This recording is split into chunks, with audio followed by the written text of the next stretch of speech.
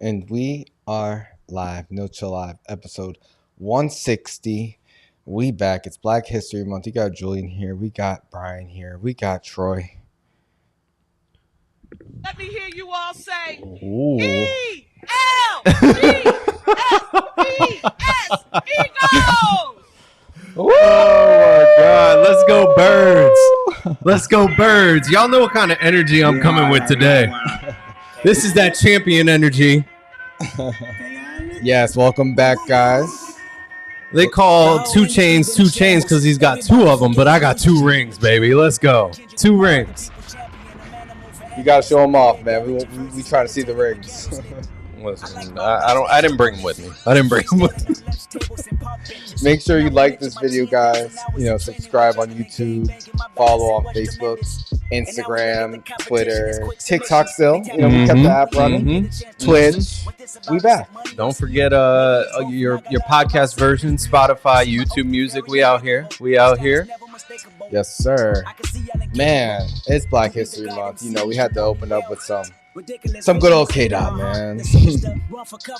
Have to after this weekend. Oh my goodness, man. He's taken over the last 7 months, and it's not stopping anytime soon. We'll talk about that. We'll talk about that Eagles win. We'll talk about the halftime show. Some other things going on. Kanye, 50. We got a great lineup for y'all today. It's been a few weeks since we gave the people some content. Yes, sir. It's been a few weeks. A lot has happened. Shout out to City of Philadelphia. I see you repping. You already with know. The fleece. You already know. I was gonna break out a jersey today, but it was a little chilly. I was like, you know what?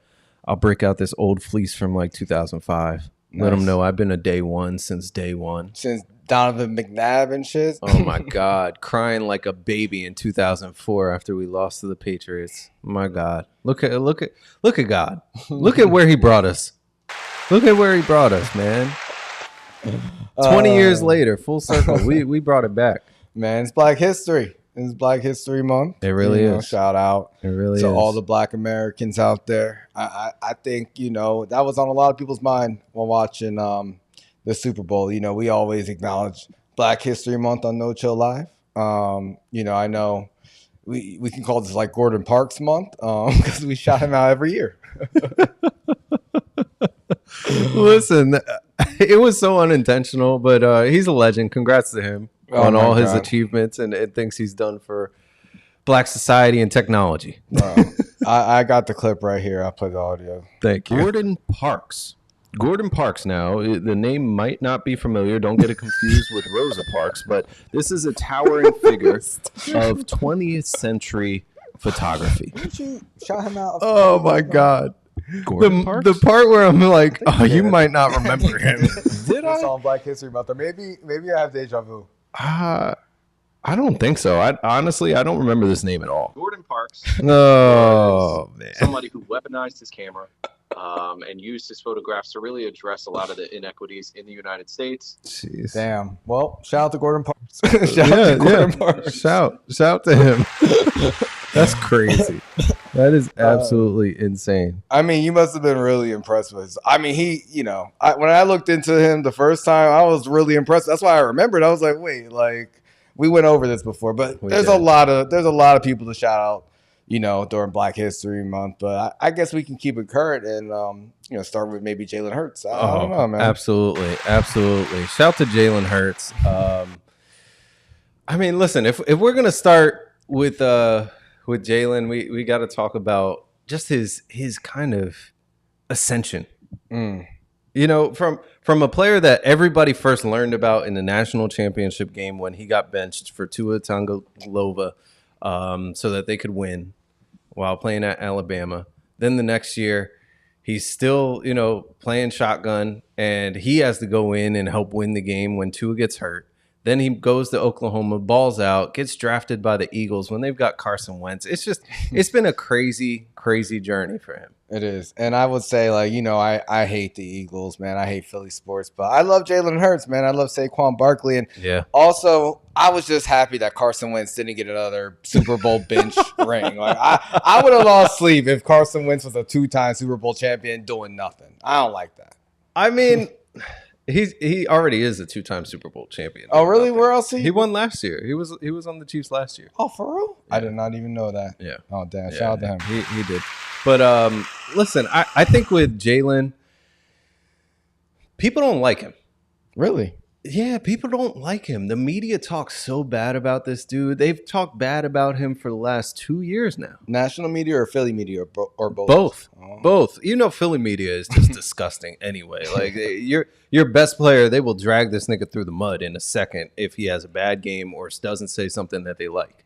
But people have been talking bad about Jalen all year. Really, the whole Eagles squad from top to bottom. The only person they speak positively about is our GM, Howie.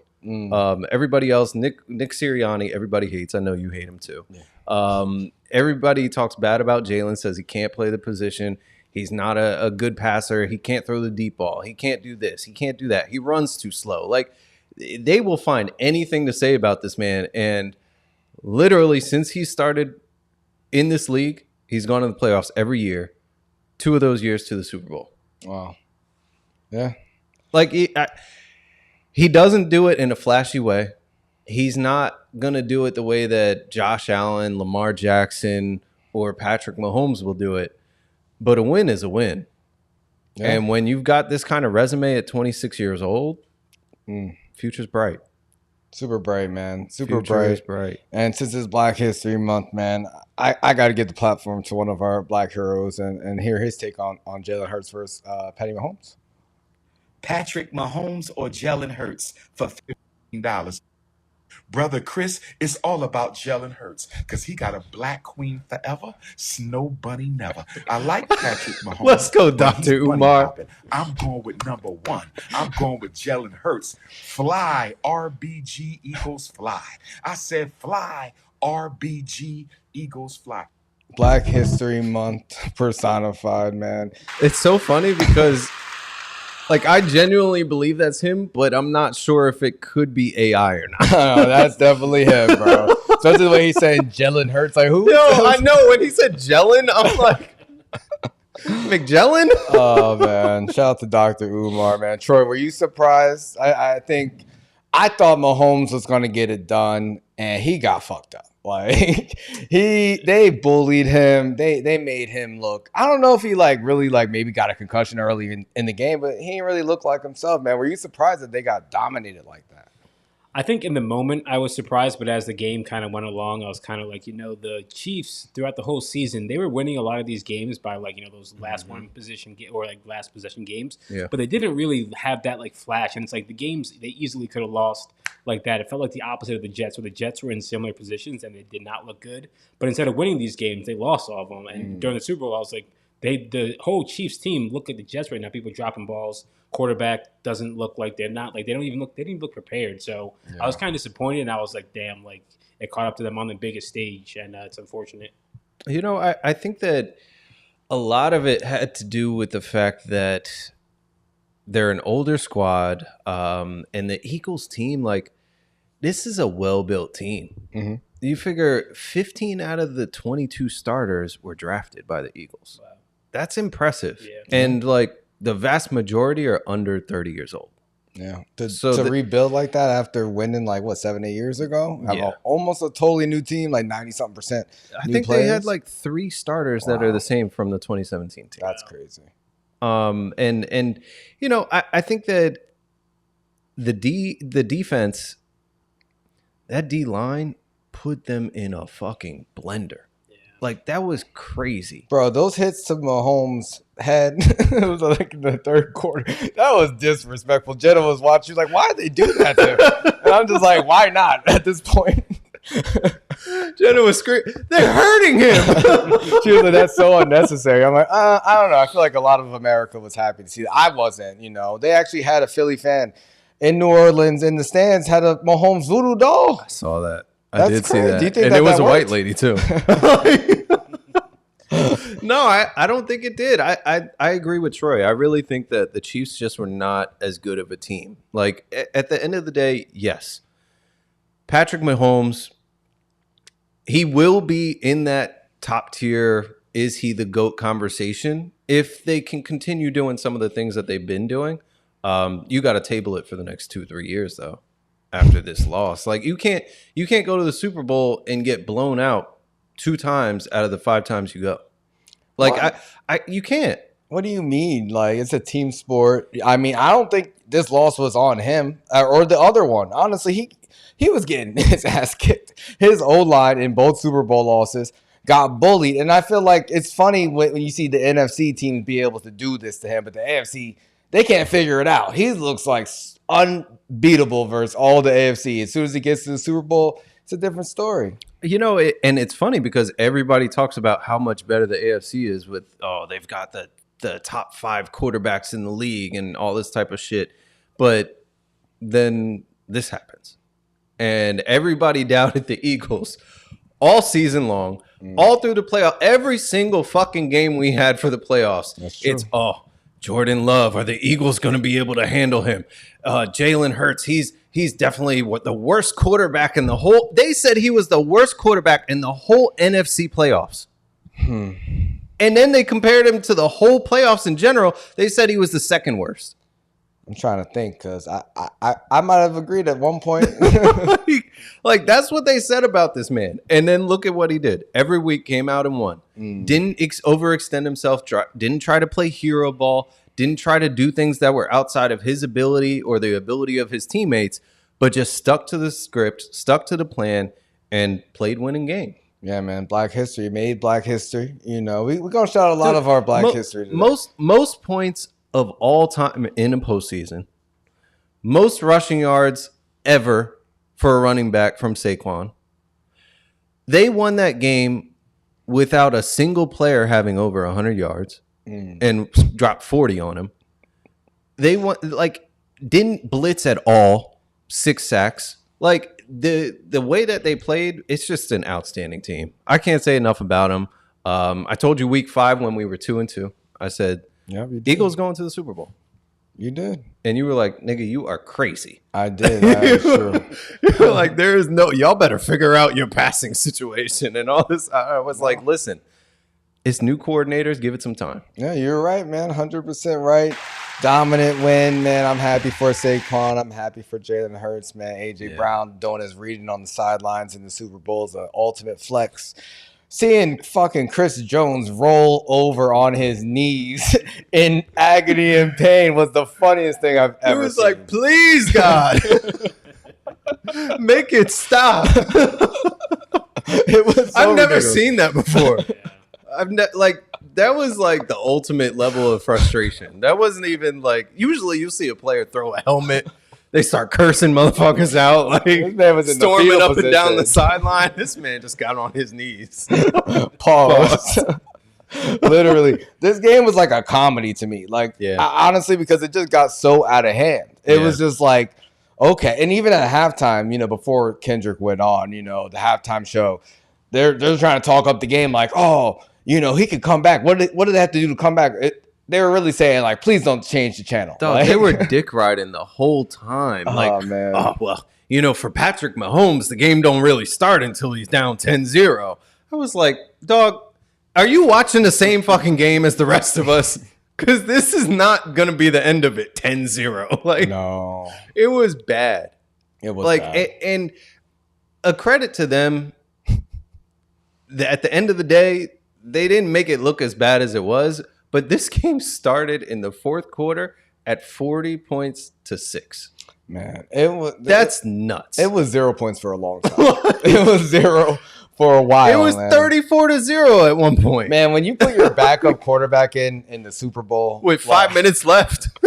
What are we even talking about? What are we even watching? You know, they put the second string, all the second string defense was in for the last 5 minutes of the game. Bro, it's the first Super Bowl I've ever seen them do the Gatorade in the 3rd quarter. Like,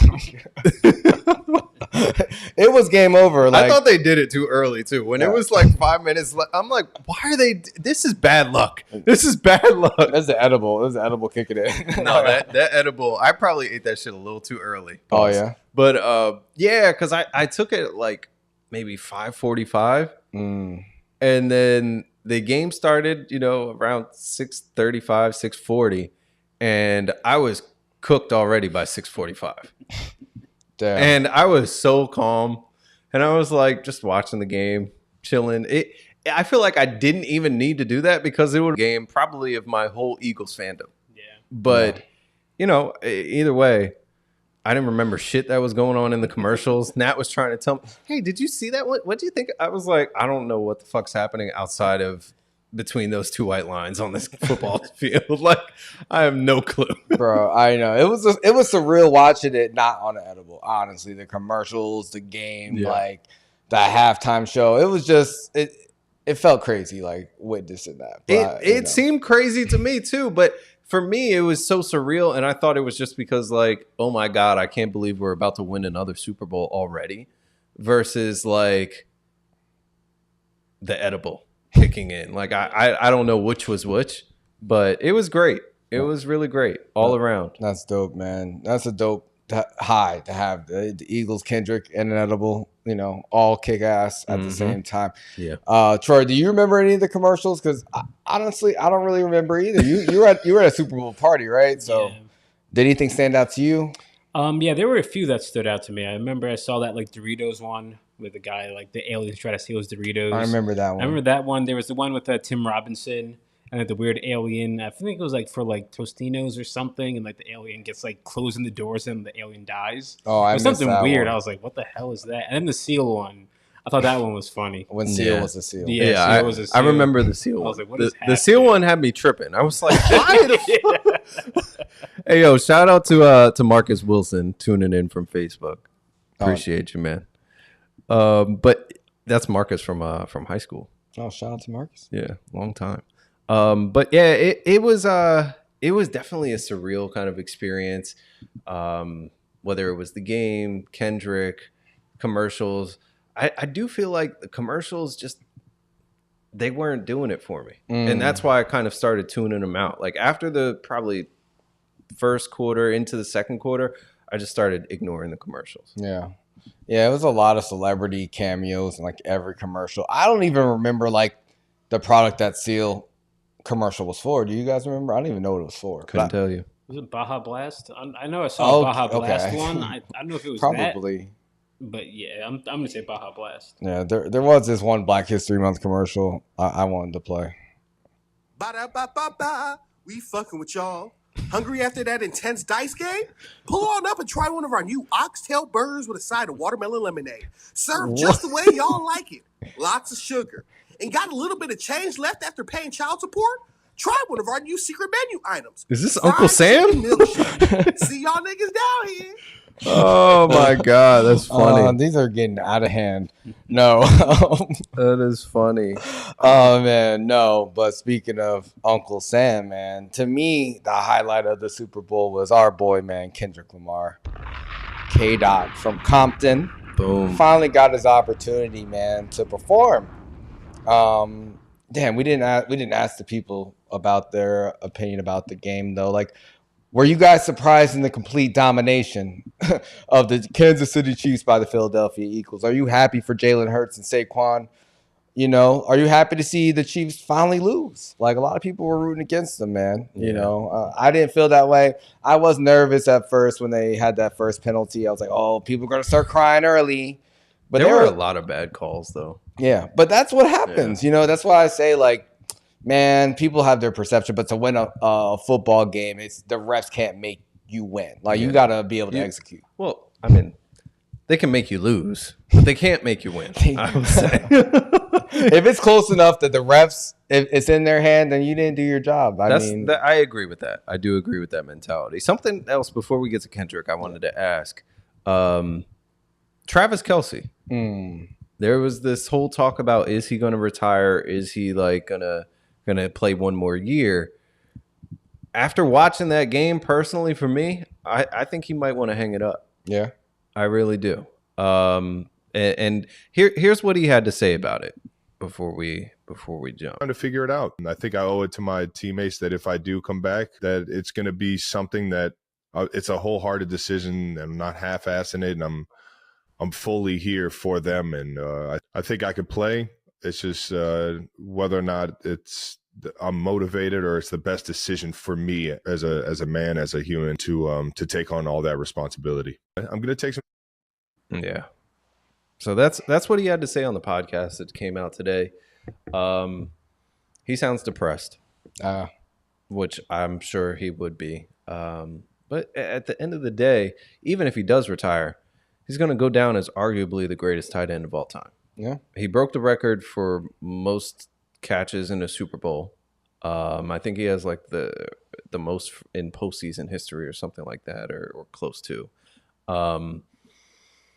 Do you think he should retire, or do you think he should run it back?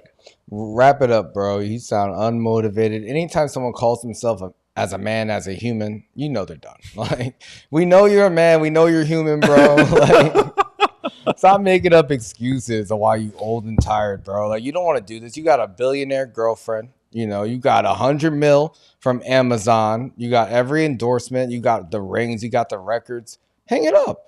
Be like your brother. You know, you guys could build your next empire, your media empire together. They're already working on it. Yeah, man. He looks sad on the sidelines, too. I mean, the whole Kansas City team looks sad. Shit, he looks sad on the field, though. I was watching him because the whole game, after a certain point, after it was like 24-0, I was like, all right, I'm going to stop watching the Eagles and I'm going to watch like the Chiefs to see like where are they getting fucked up right now. And he just like, the effort was not there. Now, granted, after being down 24-0, it's possible that it's like, all right, you're tired of this. But there was a play that I saw Mahomes scrambling around. He actually did scramble for the first down. But literally, Kelce just stood dead smack in the middle of the field, didn't block, didn't do anything, and he just watched. Damn. He just watched Mahomes try to scramble for his life. Wow. And I was like, that's not what you want to see out of like your second best player. Yeah. It's really not. That's not like leadership. Even if y'all are getting your asses kicked, like it's the Super Bowl. Yeah. It's the Super Bowl. You know, Taylor Swift is watching. They didn't really show her that much. And at a certain point, the Chiefs were losing so bad. I was like, I think she left. I think she left the game, but turns out she was just in Bradley Cooper's press box sitting on his lap. It was crazy. She switched sides. I was like, what the hell? She did. Once they started booing her and everything, they were like, no. We're not showing her anymore. She's going to Bradley Cooper's box, and she's going to give up that box. But bro, what do you think about her getting booed? She looked really confused and was kind of like laughed it off. Her and Ice Spice, you know, got shown on the jumbo scron. Yeah. I thought it was I was surprised. Yeah. But then at the same time, I'm like, I feel like this stadium is 70% Eagles fans, and they're gonna boo anybody. True. Even the whole week leading up to it, all the commentators from media and stuff, they were like, yeah, this is like majority Eagles fans down here. This is crazy. Yeah. But Philly travels well. I think they said this week, all 50 states, 60 countries, there's been like championship gear bought. Like it's one of the highest grossing championship weeks for like merchandise ever. No. Yeah. Wow. Yeah, man. Yeah. So the game was a bloodbath. Yes. You know, game over pretty much at halftime. And Kendrick said that at the end of his performance, man. Oh my God. Kendrick Lamar. Yes. Yes. Halftime. Indeed. Super Bowl halftime. We were wondering, what is he going to do? Will he perform not like us, you know, with the Drake lawsuit? You know, did he perform? We knew he was bringing out SZA. He told us that. Yeah. You know, they have their tour. You know, actually, I got tickets to the tour, me and the fam. Nice. On the Friday show, MetLife. It's May, right? Yes. Okay. I think it's May 6th, something like that. Oh, nice. The Friday show, yeah. So, yeah, I figured. Oh, shit. Day after Cinco de Mayo. Yeah. Yeah, I'm hype as hell. Especially after really seeing, fun. Yeah, especially after seeing this little bit of a teaser to what he's going to be doing on tour. But yeah, man, Kendrick, I feel like I don't know. I just felt so happy at the end of his performance, man. Another surreal ass kicking, you know. You love Kendrick. Man. You love Kendrick. Bro, I saw the AI meme going around of Mahomes and Drake just like crying on each other's shoulders. And I was just like, damn, this represents what tonight felt like. You know, two, you know, light-skinned biracial dudes getting their ass beat by Black Americans. I will say I don't like that, being a biracial person. I'm sorry. But I'm glad that Kendrick and Jalen Hurts both killed it. Oh, yes. Your mom said May 9th. Okay, May 9th. But yeah, I'm definitely glad that Kendrick performed, and he put his stamp on the show. And I think that everybody had a feeling he would do that. And I enjoyed like the artistry as always. I think he does an outstanding job anytime that he's on a stage. I was left a little bit wanting in terms of the music selection. I don't know. I was, so being that I was cooked through the whole fucking Super Bowl, once it got to halftime, I was like, all right, this is going to amp me up. This is going to get me ready for the second half so we can continue the massacre. And then he started off just spitting, and I'm like, this is not amping me up, but he's got crazy bars. but it was not like a it wasn't what you typically expect from a Super Bowl show. Yeah. Was it different than what you thought it was going to be, or were you just all around happy you didn't give a fuck? Like what'd you think? It was different than what I would have expected. And that's why I love it. And that's why I love Kendrick, because he takes every moment and he makes it his. He always has something to say. Yeah. And he does it his way. I love that. I love the way he starts off on the GNX saying, well, I didn't even know. That was like the snippet that he released before he released the album, right? Yeah. So I when he performed the song, I was like, what even is this? Because I didn't remember. But it was dope. It kind of reminded me of like, you ever see that video of the double XL freshman freestyle with XXX Tentacion when he's like on his knees like doing some spoken word shit when everyone else before him, like it was like 21 Savage, like a bunch of them, like people, they were like all like happy-go-lucky energy, and then he just like is on his knees like just saying some real like dark ass shit. That's what that reminded me of. It was just like everything is like, you know, so vibrant in the Super Bowl, and he just starts off like, no, you're coming down to my level. And then to have all the dancers come out the GNX all colorful in the American flag colors, and then to go into Squabble Up. I loved it. I loved the choreography. I loved the bell bottoms. I loved the freaking medallion he had on. I love Sam Jackson as Uncle Sam. It kind of reminded me. That necklace was crazy. It was. I feel like there's specific rappers that ever since Jalen Hurts came out with that chain this year, they're like, listen, buddy, you're not the only one with real diamonds out here. No, you could tell the difference, man. Yeah. Because Kendrick's chain, it was that PG Lang, that A minor, that shit was fire. Yeah. Plus on the necklace part, it was like spinner things on there. It looks sick. It looks sick, man. Yeah. He looked great. He's been looking great. He has. Even in the Grammys, like his skin looked the best I've ever seen. Like he was smooth. But I agree. Like I do think the performance was great. Like I'm not trying to take anything away from that. I just thought he was going to do some more hits. Yeah. But in the context of what he was trying to convey, I get it. Yeah. I love the minimalist, aspect of it too, because like you think of Usher's performance last year, we all had fun watching it, but it was kind of like a fever dream. It's like a circus. Like it was nuts. Vegas, but it was for like a Vegas atmosphere, but it was so much condensed in that freaking 12 minutes. It was overwhelming. Kendrick was like, no, I was here before when it was a bunch of people. No, you're going to focus on me and what I'm trying to say. And I'm going to have something to say through my music, through my current music. I'm going to keep it current. And I loved how he, I don't know, kind of reminded me of like the cover of To Pimp a Butterfly. Like when he did Man at the Garden, he had those guys behind him. Like, I'm like, he's doing this in front of America. It's so dope during Black History Month, just doing it the way you're going to hear my words.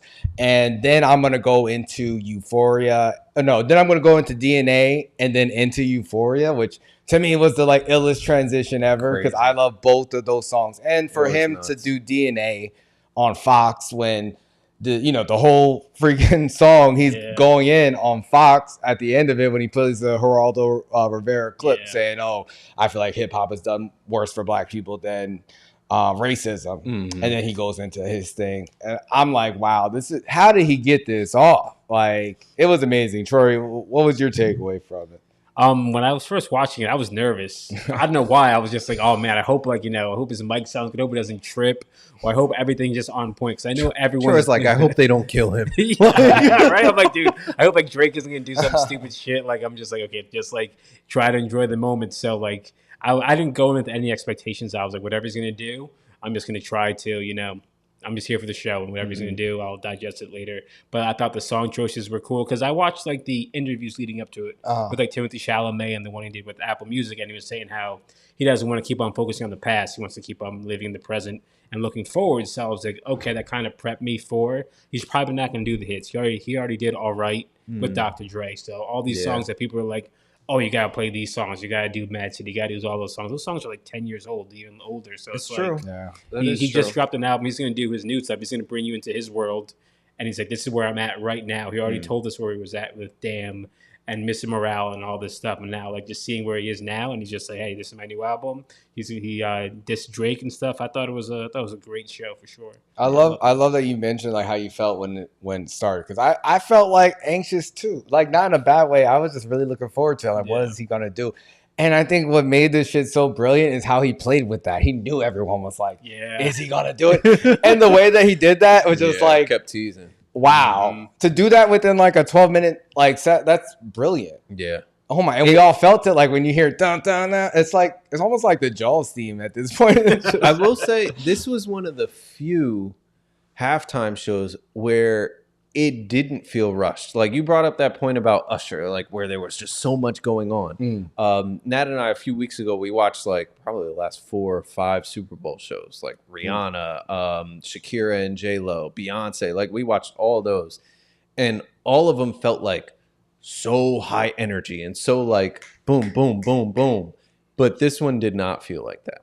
And I think that he definitely made a concerted effort to change the flow from that perspective, as well as, the content of what he was trying to convey with his messaging. I thought it was great, though. Yeah. I thought it was great. The street lights, you've got the dancers all dressed up in red, white, and blue. You've got like Samuel L. Jackson being Uncle Sam, but really Uncle Tom. Like there's like a lot of different things that he tried to convey to just talk about the state of America. I thought it was fire. Yeah, I really did. Yeah, me too, man. Shout out to Kendrick, and he, we were like, will he do not like us? How will it turn out? Will he get crowd participation? He got crowd participation. All right, he definitely got it. Oh my God. They were yelling pedophile, yelling A minor, yelling not like us, like all that.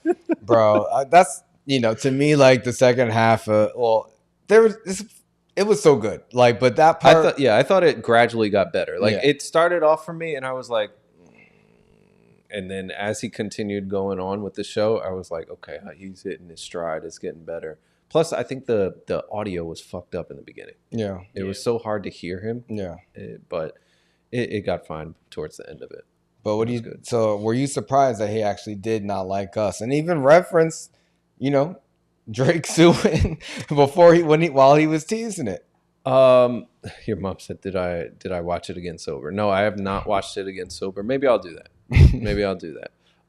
But nah, I wasn't that surprised. Yeah. I wasn't that surprised. Because it's like you kind of have to. Yeah. You essentially, I'm not going to say he got the Super Bowl spot because of that song, but he got it because of that song. Like because of the beef, because of everything that happened over the course of the last year and beyond. But this was like, he had to. Mm-hmm. Yeah, I agree. I mean, I said he was going to do it. I just thought it was funny that he talked about the lawsuits and shit. He was like, I know people want to sue motherfuckers, but it's amazing. And it's funny to think about like how many people who were watching had no idea what was going on. They don't know any of the context. A lot of people didn't even know his music or who he really was. And it's crazy that he had this platform to perform this record, look right in the camera and say, hey Drake. I hear you like I'm young. That was amazing. Yo, looking dead at the camera while that's That's nuts. That is nuts. You know what's crazy though? When they came out with the numbers, I can't believe that 30 years ago, Michael Jackson's halftime show had 133 million people watching. Damn. 30 years ago. It's impressive. And Kendrick just now finally beat that record by 100,000. Like not even by a lot, by 100,000. Damn. That's nuts. That tells you who Michael Jackson the fuck was. I mean, when we saw Kendrick, he had the Michael Jackson glove on, right? He did. On the last tour. He did. So shout out. And you know, it's crazy. I was listening to DNA again today. And like when he goes on that, like the last verse and he's saying like, when he's like, I can't even ever recite that shit. When he's like level number 9, like 10 is on the way. I'm like, he knew where he was at and he predicted I'm going to keep leveling up. And now to see him at that next level, to see him looking great, performing great, him and SZA, you know, sounded great together. Like to see them have this moment, like following their careers. I mean, Troy, you saw them in the championship tour, man. How did it feel to see them on tour, on the Super Bowl after you seen them on tour years ago? It's just been awesome just seeing that like evolution of Kendrick Lamar, because I think you mentioned too, like I've been a Kendrick Lamar fan since Section 80 back in like late 2011. So seeing him and being like, wow, this is a really good album, and just like seeing him just like grow and grow and grow and just get better and get all the accolades that come with it. Because a lot of these underground rappers that you listen to, you're like, oh man, I wish they could make it big. I wonder what they're going to do. And seeing one of these people actually make it and they're around your age and you kind of like can relate to a lot of this stuff. It's just like, it almost feels like it's like one of your friends doing it, you know? It's like, wow, like this is just so cool. Yeah. Like that connection. I mean, his artistry is top of the line. Yeah. Like, I think that's the reason, like you said, you can go from underground rapper to where he is winning 5 Grammys off of one song. Like, you can do that when your artistry is at, I don't know anybody that's above him. Yeah. It's hard to argue. Like the only person I can think of maybe right now, Bad Bunny going nuts. Yeah. Like, but other than that, who's in the same conversation? Yeah, I don't think anybody. I mean, you can say The Weeknd. You know, he just dropped the album a couple weeks ago. His project was great. Yeah, I just don't know. Like, I haven't seen The Weeknd perform other than like that Super Bowl show, so I can't really speak to that. I've seen him. He's great. He's great. In my opinion, he's almost sold out the MetLife dates already. I was like, wow, him and Playboi Carti. Oh wow. So yeah, he's going on a stadium tour. Beyonce released his project is great too. Yeah, there's a lot of good music that came out in the last few months. Yeah, between Bad Bunny, The Weeknd, Kendrick's album, that album that just came out with Larry June and 2 Chainz. I just listened to that. That's really good. I don't like 2 Chainz like that or Larry June, but oh my god, 2 Chainz. You know, me and 2 Chainz, we did not agree. And then I listened to Pretty Girls Love Trap Music, and that changed my life when it comes to 2 Chainz, because I've been a fan ever since, and this dude does not miss. I'm not going to say he cooked Larry June on that project, but he got sauteed. He definitely got baked a little bit, because I love 2 Chainz, man. Bars, crazy bars. Shout out to 2 Chainz. I saw him in Toronto performing while he was in a wheelchair because he injured himself, and he had a dancer and a nursing outfit pushing him around as he performed. And then Drake came out. Wow, it was great. Yeah, man. How do you think Drake feels, man? We know he's in Australia, you know, hiding away. We know he put the lawsuit out a couple of weeks ago. We know he did not want Kendrick to perform Not Like Us at the Super Bowl, man. How do you think he feels right now? Do you think he watched? I don't think he watched. Simply because of the time difference, probably. But you don't think he's seen it since? He saw the show. Yeah. He's definitely seen the halftime show. But I think it's more the reception that he's probably looking at. I think that Drake, I think he's probably happy with the reception. Really? You think he's happy with it? I think so. Because the only people that are really championing Kendrick's halftime show are like black people. And as we've talked about at length, Drake's main audience and the people that he's really trying to target, it's not just black people. Now, granted, does he need to win back some territory in that category? For sure. With that demographic? For sure. But I don't think he's that concerned. I think he's like, fine, like you did the halftime show. You didn't do your hits. You didn't completely tear it down. That works in my favor. I think that's how he views it. Really? I don't think so at all. Like, I don't think so Do you at think all. the opposite? Hell yeah. This has been a nightmare for Drake. Like, a total nightmare. And when I was watching him perform Not Like Us, and then Serena Williams comes on the screen, starts crip walking, I'm like, this is like who would have ever saw this turning out this way? Yo, that shit. I was so cooked when she came on the screen. I was like, that's not Serena. No, that's not Serena. That looks like Serena. He got a double of Serena? I think that was Drake's same reaction. He was like, nah, no way. What the hell? And then I literally rewinded it, and I'm like, oh, shit, that is Serena. She also looked dead in the camera. Like, no, I think Drake, I think he's been salty the whole time. I mean, I think if he didn't care about it, he wouldn't be in Australia putting out all these lawsuits and, posting videos of Joe Budden on his Finsta page. I think he's made every wrong move this whole situation. I think Drake should have never responded in the first place to like that. Like, he's nothing really to gain. We see how much he could lose. We saw the whole crowd say A minor at the same time. Everyone was in their home saying it at once. It's like a spirit bomb went off on Drake, and he had to hide away in Australia. He don't want to be in Australia. I think maybe he's like, okay, I'm glad it's over. I mean, Kendrick did say at the end of his performance, say game over, which, was a double, triple entendre like everything else he was doing. But a lot of people saw that as him closing the casket on Drake. I think maybe Drake feels relieved that maybe, okay, after this, I'll come out with, my album with Party Next Door, R&B vibes, he says, is coming on the way. But sexy songs for you. But I think he's hurt. I think he's hurt, man. What do you think about like Serena, going out there crip walking? She's also from Compton, like Kendrick. She is. It was a callback to, for people that don't know, her 2012 Wimbledon victory where she crip walked and she got a lot of flack from media and stuff like that. I mean, for me, it was so random. Like I clearly just said, I was uncertain if that was really her. But yeah, I don't know. To me, it doesn't matter. Like I know some people had opinions about it, like, oh, she shouldn't have done that. Like, why are you still trolling your ex or something? But to me, it didn't. It was just like, Kendrick has been doing this for the last 6 months. Anybody and everybody from LA, he's putting them on. They're coming and joining him and celebrate, just like being black.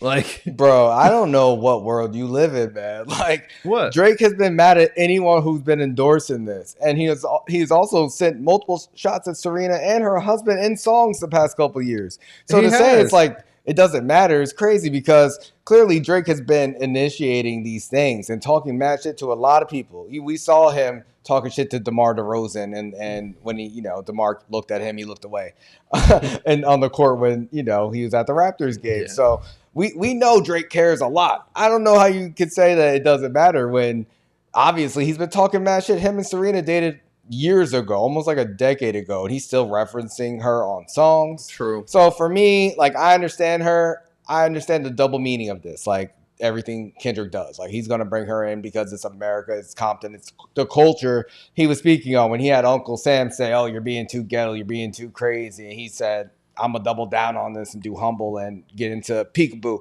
which I also love Peekaboo, like him popping on and off the screen and the choreography. That was great. But I think it is significant, man. I don't know. People are opinionated. We have a clip, right, of who Whoopi Goldberg and Stephen A. Smith talking about Serena. Yeah. During the crip walk during Kendrick Lamar's song, Not Like Us, a diss track aimed at somebody's ex-boyfriend. But ESPN's Stephen A. Smith was not a fan of it. Take a look. If I'm married and my wife is going to join trolling her ex, go back to his ass. Because clearly you don't belong with me. What you worried about him for and you with me? I gotta get that lick back. What is he? Wow. My husband would be the one cheering me on the loudest.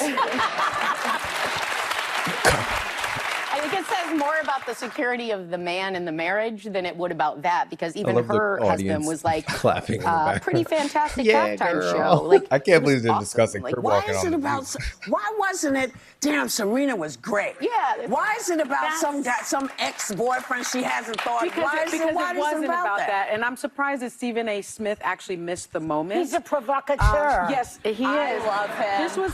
They went after Stephen A. He's a provocateur. I know they're not talking.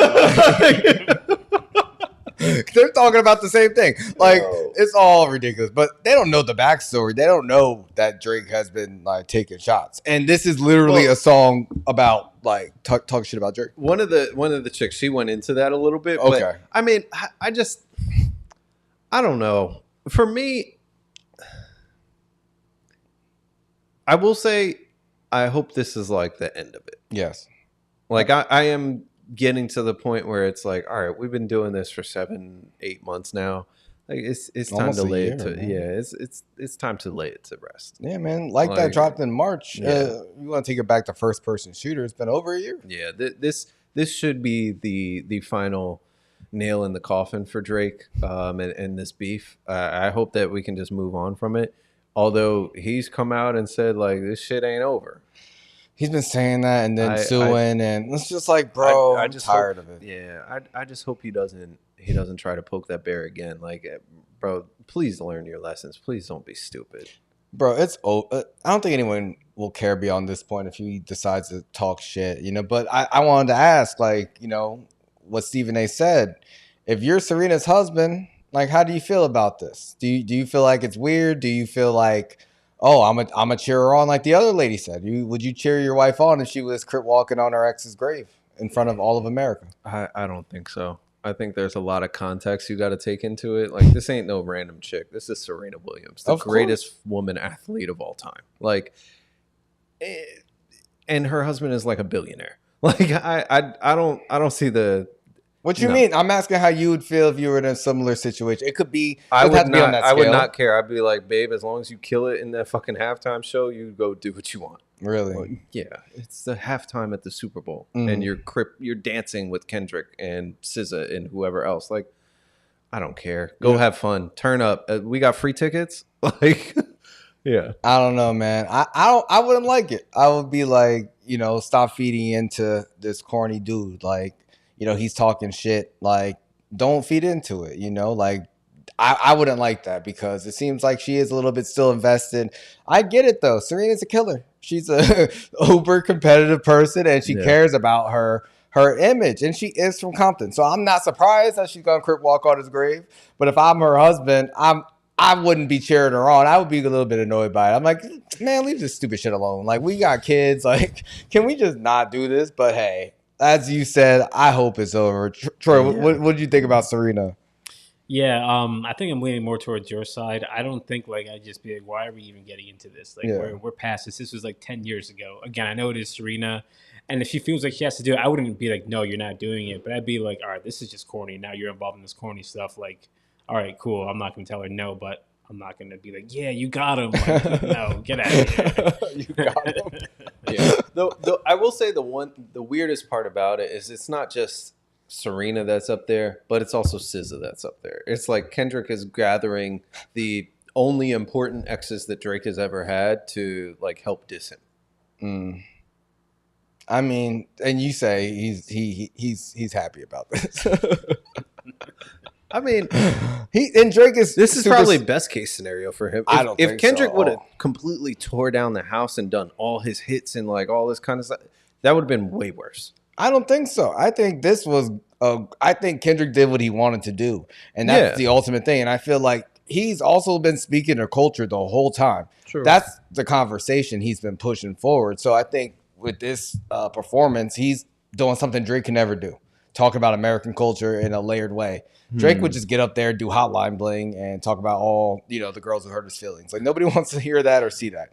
Sorry, it's just not meaningful, bro. Like, I'm so happy. I'm just happy it's Black History Month. You know, shout out to all of us Black people. Kendrick, I think he showed out for Black America, and if that's the only people who appreciated this, I'm happy about that. That makes me like it even more. That's fair. That's fair.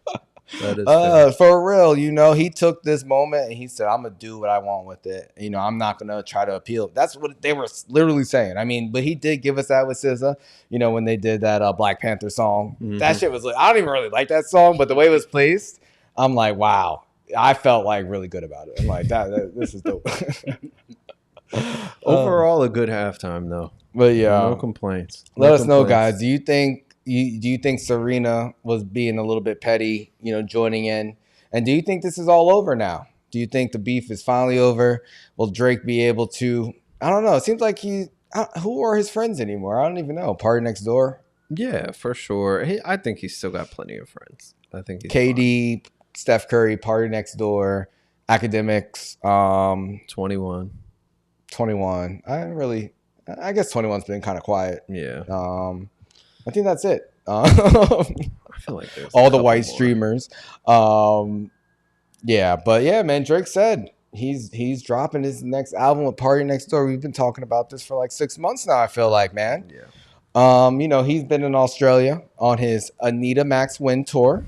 And in Melbourne. On his banishment. On exile. Exile down under, man. Doing karaoke, strange speakeasies, and I don't know. Yeah. I don't know how you could say, he's fine. I feel like after the last 6 months, if you're not just ignoring some of this stuff, if it's still really bothering you like that, you need to go to therapy. I don't know. I mean, I think the guy won 5 Grammys for the diss song against you. What's worse, him winning a whole bunch of awards on international stage, or him going to the Super Bowl and performing the song on international stage? I don't know. I think it's worse when both happen, within the same within week. a week. What? He had to deal with both. Back to back. Drake said it first. Damn. But yeah, man, on his tour, he teased the album with Party Next Door. And he says, what does he say? He said, expect some smooth R&B vibes coming forward and some turned up songs as well. He said it's some personal feelings on there for you. Whoever you're with on Valentine's Day, hopefully y'all can share that experience together wherever you can get dinner, get your drinks. So he also teased a future solo album. Since he hasn't released a solo project since 2023 for All the Dogs. And he said eventually when the time is right, Jersey Drake alone by himself is going to have a one-on-one talk to y'all. Ooh. When the time is right, I'll be back with another album, a one-on-one conversation with y'all that you need to hear. Shame. Oh, shit. Yeah, I mean, are you looking forward to the PND album? I'm gonna listen to it. I'm gonna listen to it. I will say I was looking forward to it. I'm surprised that they're moving forward with dropping it. Honestly, I know that they're teasing it this week. They're rolling it out. I thought after the halftime performance, I'm like, he's not dropping the album this week because, man, I think it's bad timing. But I think it's kind of hiding behind the fact it's a joint album with PND, and hopefully. I don't know. Hopefully it'll be good. Some R&B vibes. I think I'll like it. But I feel like it'll do numbers, if nothing else, because of the last couple of weeks with Kendrick. Everybody's gonna rush to go hear if did Drake say anything about it? Blah blah blah. I don't think he is, but are you excited for the album itself or no? I don't really listen to Party Next Door like that, but since Drake is on it, I probably will give it a listen. Mm-hmm. But I don't have any expectations. Honestly. Yeah. He's not really my vibe. I got you. Troy, you think people will be receptive to this Drake album if it drops on Friday? Yeah, I do. I think a lot of people are going to listen to it. It's probably going to do numbers. I'll probably check it out. I'm not sure when, but I mean, probably within the week it comes out, I'll probably listen to it. I'm not really a big fan of Party Next Door anymore. I love his first project, but everything after that hasn't really been the same. Yeah. So I'll give it a spin for sure. And if it's good, cool, good music. If it's not, I mean, it is what it is. Yeah. Yeah, we'll see. I don't know. I don't know if people are really hype about this, but it will be interesting. It will be interesting. I can see. I can't see it doing big numbers. I can see it maybe breaking 100,000 first week. I don't see it like breaking like 200,000. I would assume more than that. I feel like anything with Drake on it is like a guaranteed 200. Yeah, I would think, but I don't follow party, so I don't know. Yeah, but we don't know what type of support he's going to get. I mean, the rollout for this has also been weird. Yeah, it hasn't been a great rollout. So. And he's in Australia right now. He's not like doing his normal. He's not on SNL. Yeah. Like when he did I mean, he's done some different type. Like his rollout with 21 Savage was different too. Like he did all the fake stuff. He did the fake SNL. He did the fake Howard Stern thing. He did the fake Vogue cover, which they got sued for. Yeah. And that was pretty successful. I don't remember what kind of numbers it did. I think it did over 200, but I don't think it did anything crazy. So I don't know. A lot of people have turned on Drake. I've had plenty of conversations with people, and they are just like, fuck Drake. Like, for real. They're like, he hates women. Like, a lot of women feel that way. And I feel like this type of album, I feel like you want to target women. Like, it's Valentine's Day. It's R&B vibes. And I feel like a lot of young women, if you're not a Drake fan, you probably have turned on him. We've seen him go at Meg Thee Stallion and plenty of other women. Rihanna. Yeah. He's aggravated a lot of people. And I think him being in Australia, I don't see this being that successful. I hope the music is fire, though. I really am looking forward to that if it's good. Because, I mean, I've always liked Drake's music. I just hated the fact that people called him or act like he was like one of the greatest rappers ever. It's just like, I think that's wrong. And I think that all of America learned something this past year. Listen, America's going to keep learning with the way Trump is about to fuck everybody. But, we'll maybe talk about that. But, yeah, I don't know. We'll see. Yeah, we'll see. But, yeah, speaking of that, man, one part about the Kendrick performance, man, someone came out with the Gaza Sudan flag. One of the dancers pulled it out. They arrested this man. They couldn't find any way to charge him. But they were like, you did something wrong, so we're going to ban you from all the NFL stadiums for your life. Crazy. But shout out to that protester, that dancer. Yeah. One has to guess if that, if he just did that on his own or, who knows? I thought it was great. I mean, I love watching the replay on, the NFL's YouTube channel and seeing the flag in the background while Serena Williams is crip walking. I'm like, what's going on? But I know. At first I thought it was like through part of the show. I was like, that's bold. Let's go, Kendrick.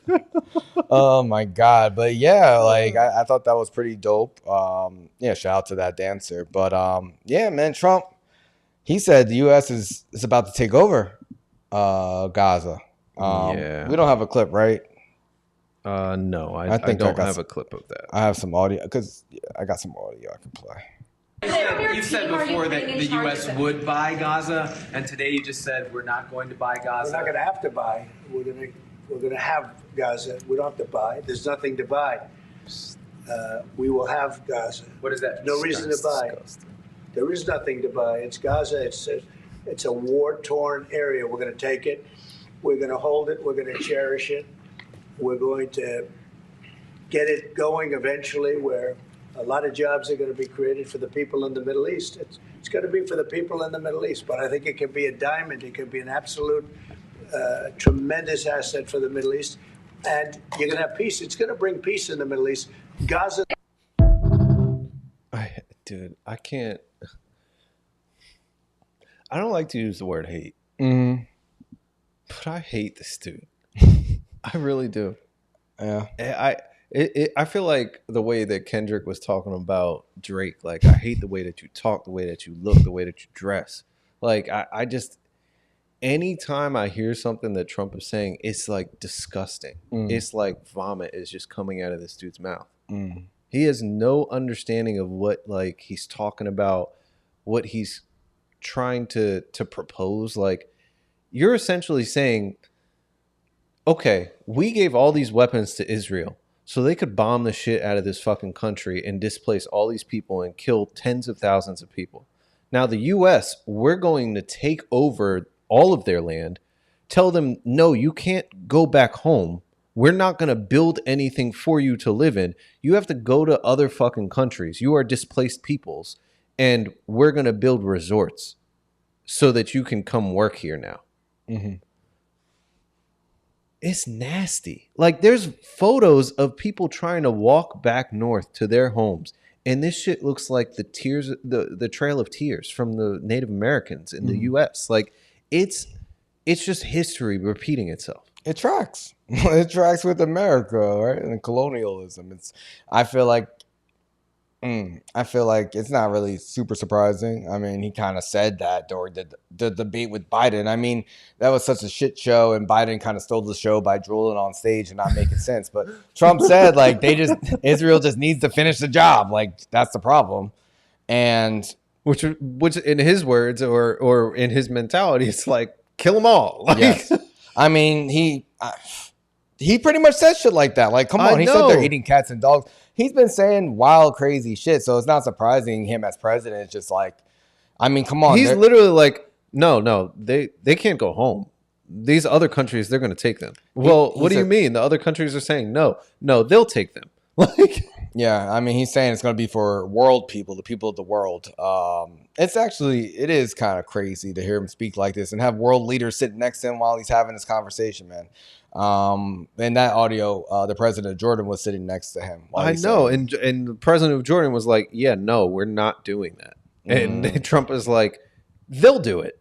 Like, it's crazy. I mean, they fired so many federal employees, and anyone who was investigating Trump or Elon Musk has lost their job. So they're just doing whatever they want, man. They're saying like there's no separation from government and private business, it seems, like just within weeks. And we see all the richest people in the world kind of backing Trump and everything he's doing. So I feel like right now, we saw Elon Musk, give the Nazi salute. Mm-hmm. Now he's in the Oval Office with his son next to Trump. Like, what's going on? It's just wacky shit, I'm not surprised at this. I think it is disgusting. And I hope people wake up, like when I see the Sudan and Gaza flag, during the Super Bowl performance, it does give me some ounce of hope that people recognize what's going on in the world. There's actually some like graffiti down here that says like stop the genocide that I see every day. Yeah. When I was in Amsterdam, I saw protesters with the Palestinian flag, all through the streets. So this is a worldwide thing. And I just hope that, while the world's watching, we're able to hold the people benefiting from these terrible atrocities accountable. And I just think it's important to keep that in context. And yeah, it's crazy, man. It's nuts. I don't know how. I do not know how. Like they literally have Musk going in and he's just, like you said, gutting entire departments of the government. His team is like going in, looking at anything that they possibly want to. And it's like, this dude has so much private interest in all of the data that the United States has. And we're just like, here, free access, free security clearance, free do whatever you want. This dude is worth $250 billion right now. I can almost guarantee you by the time Trump's presidency is done, he's going to be the first trillionaire because there's no restrictions on him. Yeah. And God forbid they figure out this relationship or partnership they want with Starlink so that we're all on the Starlink shit with his satellites and stuff. They're literally going to be filtering data through his servers nonstop.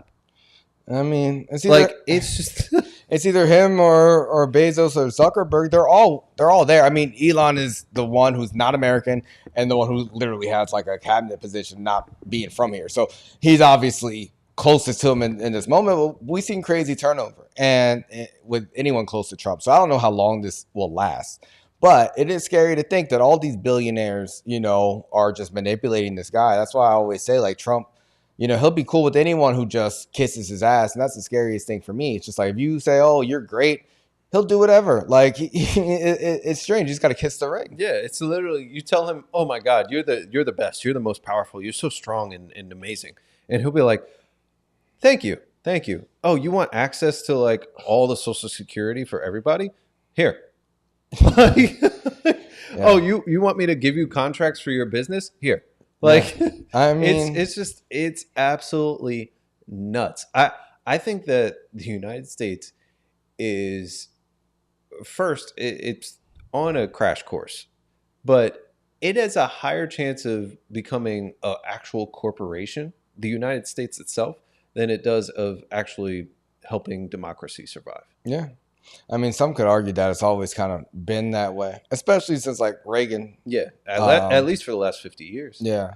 But, he's just expediting it, like there's no real guardrails anymore, which is kind of really scary, especially when you're dealing with a con artist who has a history of conning people and failed businesses. And it's just like, all right, they're clearly, self-interested. And I think the people are going to suffer. And that's why I say, like, it's important to keep an eye on holding them accountable at the end of the day, because, nothing's free. And I do believe in the people. I do have a belief that people will, I don't know, be so hungry that they'll be like, fuck it at one point, but it's going to be a rocky road. Yeah. I don't think the revolution is coming soon, but we'll see. We will see. I mean, you look at some of the revolutions that have happened over the last couple hundred years, China, the UK, with all their different colonies and stuff, France, like you've got very few that have been peaceful. Of course not. It's never peaceful, man. It's going to be something, but we'll see, man. I mean, especially when you have open white supremacist Nazis in office. Like, they don't even care anymore. I mean, Trump did help Eric Adams out as well, but I mean, he's a cop, so that don't count. Yeah. But it's nuts, man. And, Elon Musk, his ex-friend or his friend, Ye, man. He went crazy on Twitter. Speaking of white supremacists. For real, what the hell? Oh, man. Ye's been teasing his album Bully for a while. He's been living in Japan, but he came back to the States for the Grammys. Him and his wife, Bianca, made a lot of headlines for her outfit or lack thereof, an outfit at the Grammys. Mm-hmm. What do you think about that? I mean, shit's is all right. They've always been all right. Like, she's been doing this for 2 years. Like, I'm not really surprised about it at this point. Yeah. They didn't even stay for the award ceremony. They literally went on the red carpet, took naked pictures, and then got back in their car and dipped. For real. Yeah. So, I mean, I wasn't that impressed. I wasn't surprised. Like, it was just normal for me. Right? It's just like people do wild shit all the time. You just gotta get tired of it. It's just like, all right, whatever. I was actually more offended by Jaden Smith's, like, whatever the fuck house he had on his head. Like, that pissed me off. He's such a weirdo. He's not even like, he wants to be a weirdo. He's just a rich, bored kid. Like, he's not even that. I mean, I don't know what he saw growing up with his mom and dad. So, what he saw. Let me be nice. I mean, August Alsina was, playing video games saw with him. Jada running around the house with the strap on and shit. Whoa. It's like, yo. But his dad got the ball gag on. Like, it's just... Oh my God. Yeah, man. But yeah, man, he was saying a bunch of terrible things. How old is Jaden Smith? He's like 25, maybe. 26. Oh, yeah. It's time for him to grow up. He still looks like a little kid, like a weirdo. Willow looked great, though, at the Grammy. Shout out to her. She's like the only one in the family that I really fuck with. But yeah, he was saying a bunch of shit. Most of the shit I would never repeat, but I do have a clip of some of the quotes. Naggers, Jews, homosexuals, Mexicans, Arabs, and all kinds of different chanks stink, and I hate. I'm just kidding. That was Clayton Bigsby. No, man. But pretty much, like, at one point he was just posting like porn clips. He was going nuts. But now he got his account banned. He did still have a Super Bowl commercial though. He got some new teeth and he was at the dentist. Yep. He looked like he was high on nitrous at the time. Yes. He said, go to Yeezy.com. And if you went to Yeezy.com, there's only one thing for sale there, man. One thing. What was it, Julian? It was a t-shirt with a swastika on it, man. One of his tweets, he said, I am a Nazi. He was talking about Elon Musk doing the Nazi sign, saying that's his boy. He was saying pretty much any crazy thought that came to his head, and he was like, I'm not looking for anyone to agree with me or, I'm just getting all this out. One thing he said, I'm letting everything out but my tears. And I'm just like, bro, maybe you should just cry. Like, maybe you should just cry then. Like, it'd be so much better than what you're doing. But we know he got out of his Adidas deal. We know he got out of his Gap deal and out of his record contract. So he feels like a free man. But now the e-commerce platform Shopify, they banned his store. But he felt like he was untouchable. It seems like anyone who has been close to him has been distancing themselves even further. I mean, we thought it was bad a couple years ago, but I don't know, man. Troy, like, do you think that he'll bounce back from this? Like, what do you think of this? Do I think he'll bounce back? Damn, I don't know. I mean, I want to say no, but I mean, I didn't think he was going to bounce back 2 years ago. And he had a number one album. His song got nominated for the Grammys. He's still he's a billionaire again. Like, yeah. I want to say no, but I mean, what do I know at this point? Yeah. I don't. I mean, it's hard to cancel billionaires. Yeah. Look at Donald Sterling. Look at the guy in Washington. Look at Ye. Like, after a certain point, you have so much money and so many different businesses that you're involved in. Like, they're self-sustaining. I don't think that Ye will go anywhere. If he drops an album this year, it'll probably still sell. People will still go to his concerts, whether it's here or if he has to go abroad. Like, I think that Kanye is so entrenched in the culture that it's like you can't really cut him out. So I don't know. I just think it's sad that we have to see this from him. It's sad that he chooses to use his platform to like sow hate and like just rage bait people and stuff. Like, it's nasty work. Yeah. And for somebody that, just a few years ago, we saw the Netflix documentary and all of us were like, oh my God, yay, fucking genius, amazing, we love you, all this kind of stuff. And then we all started to hate him because of the things he was saying. Then he came back. Now we hate him again. It's like we got to let it go. Yeah, I mean, I feel like it's like self-sabotage to the highest level. I mean, he says this in his music, like, I am a god, he says. As soon as people like you, make them unlike you, because kissing people's ass is so unlike you. Like, I love that line. I love that shit. But to see it being done like this, it's like, you don't have to take it that far. Like, you don't have to, like, crave attention and to be hated this much. So you'll just say anything on your brain. And I don't know how much this stuff he believes or what the purpose of it is. I think it is interesting, though, like, as an artist, for him to just express all of these terrible things in a time where everything is so sensitive. Everyone's so sensitive to what you say. I don't know. I just think for him, it's just like as the stakes get higher, the more he unravels, and he just tries to be like, okay, I feel comfortable. I'm in Japan. Like, I feel like I'm good with my wife. My music's doing well. Like, I'm working on more things. I'm off my meds. I'm going to amp up and just fuck myself over. I mean, we see people, I'm sure we could all relate to self-sabotage on some level, but I think he just does it to the level that is just, we can't understand. I don't even try to understand at this point. It's just too much. It's like, I read all that shit. It's just so terrible. It's just like, bro, how can anyone stand by these words? It's like you're trying to just separate and alienate yourself from the world. It's kind of really, really sad. Something wrong with him. Either something, I don't know. It's just, I'm tired of it.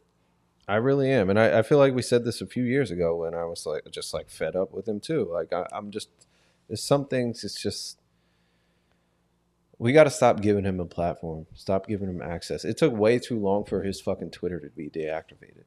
Now, granted, Elon Musk is apparently a Nazi too, so maybe he was cool with all this shit. But like, there's just something wrong.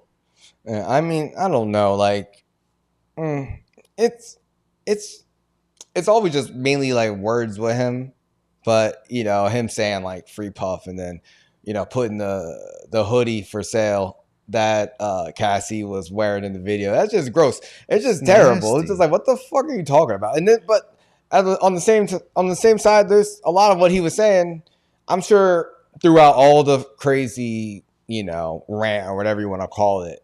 There's some shit he was saying that some people will be like, oh, I agree with that. Like, 'cause it was this overwhelming amount of thoughts and opinions and information. I mean, some things really stood out, but other things were, and he's still like funny. Like when he was talking about Dave Chappelle, like I was laughing when he was like, nobody wants no Air Daves. Like, it's just like, it was just funny to me, but I'm like, it's still like insane. And what are you doing? Like, so I just feel exhausted from it. I think he'll be able to bounce back because he's been doing this, the whole time we've seen him. He's not been able to just like be normal or not, blow up in front of the world. So, I feel like artists obviously are a little bit crazy. I think he just takes it to the next level and it exposes it to the world because I think behind closed doors, we heard how Donald Sterling was talking. Like we hear how billionaire people are talking. So I feel like some people, who make it to a certain level of being a celebrity, man, I think that they're just exposed to some things that are hard to handle. I mean, we see Drake fighting with his own label right now, and he was like the darling,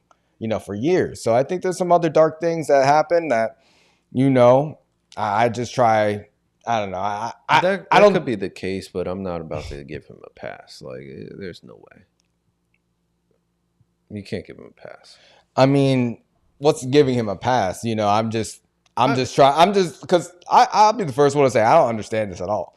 But when we're talking about it, that's just my understanding of it. It's just like he's kind of done this, and I feel like when I don't know, he just feels the need to just fucking put his shit out there to alienate people and say shit against black people, his own people, against Jews, against women, like against pretty much anybody. Like I don't. It's crazy.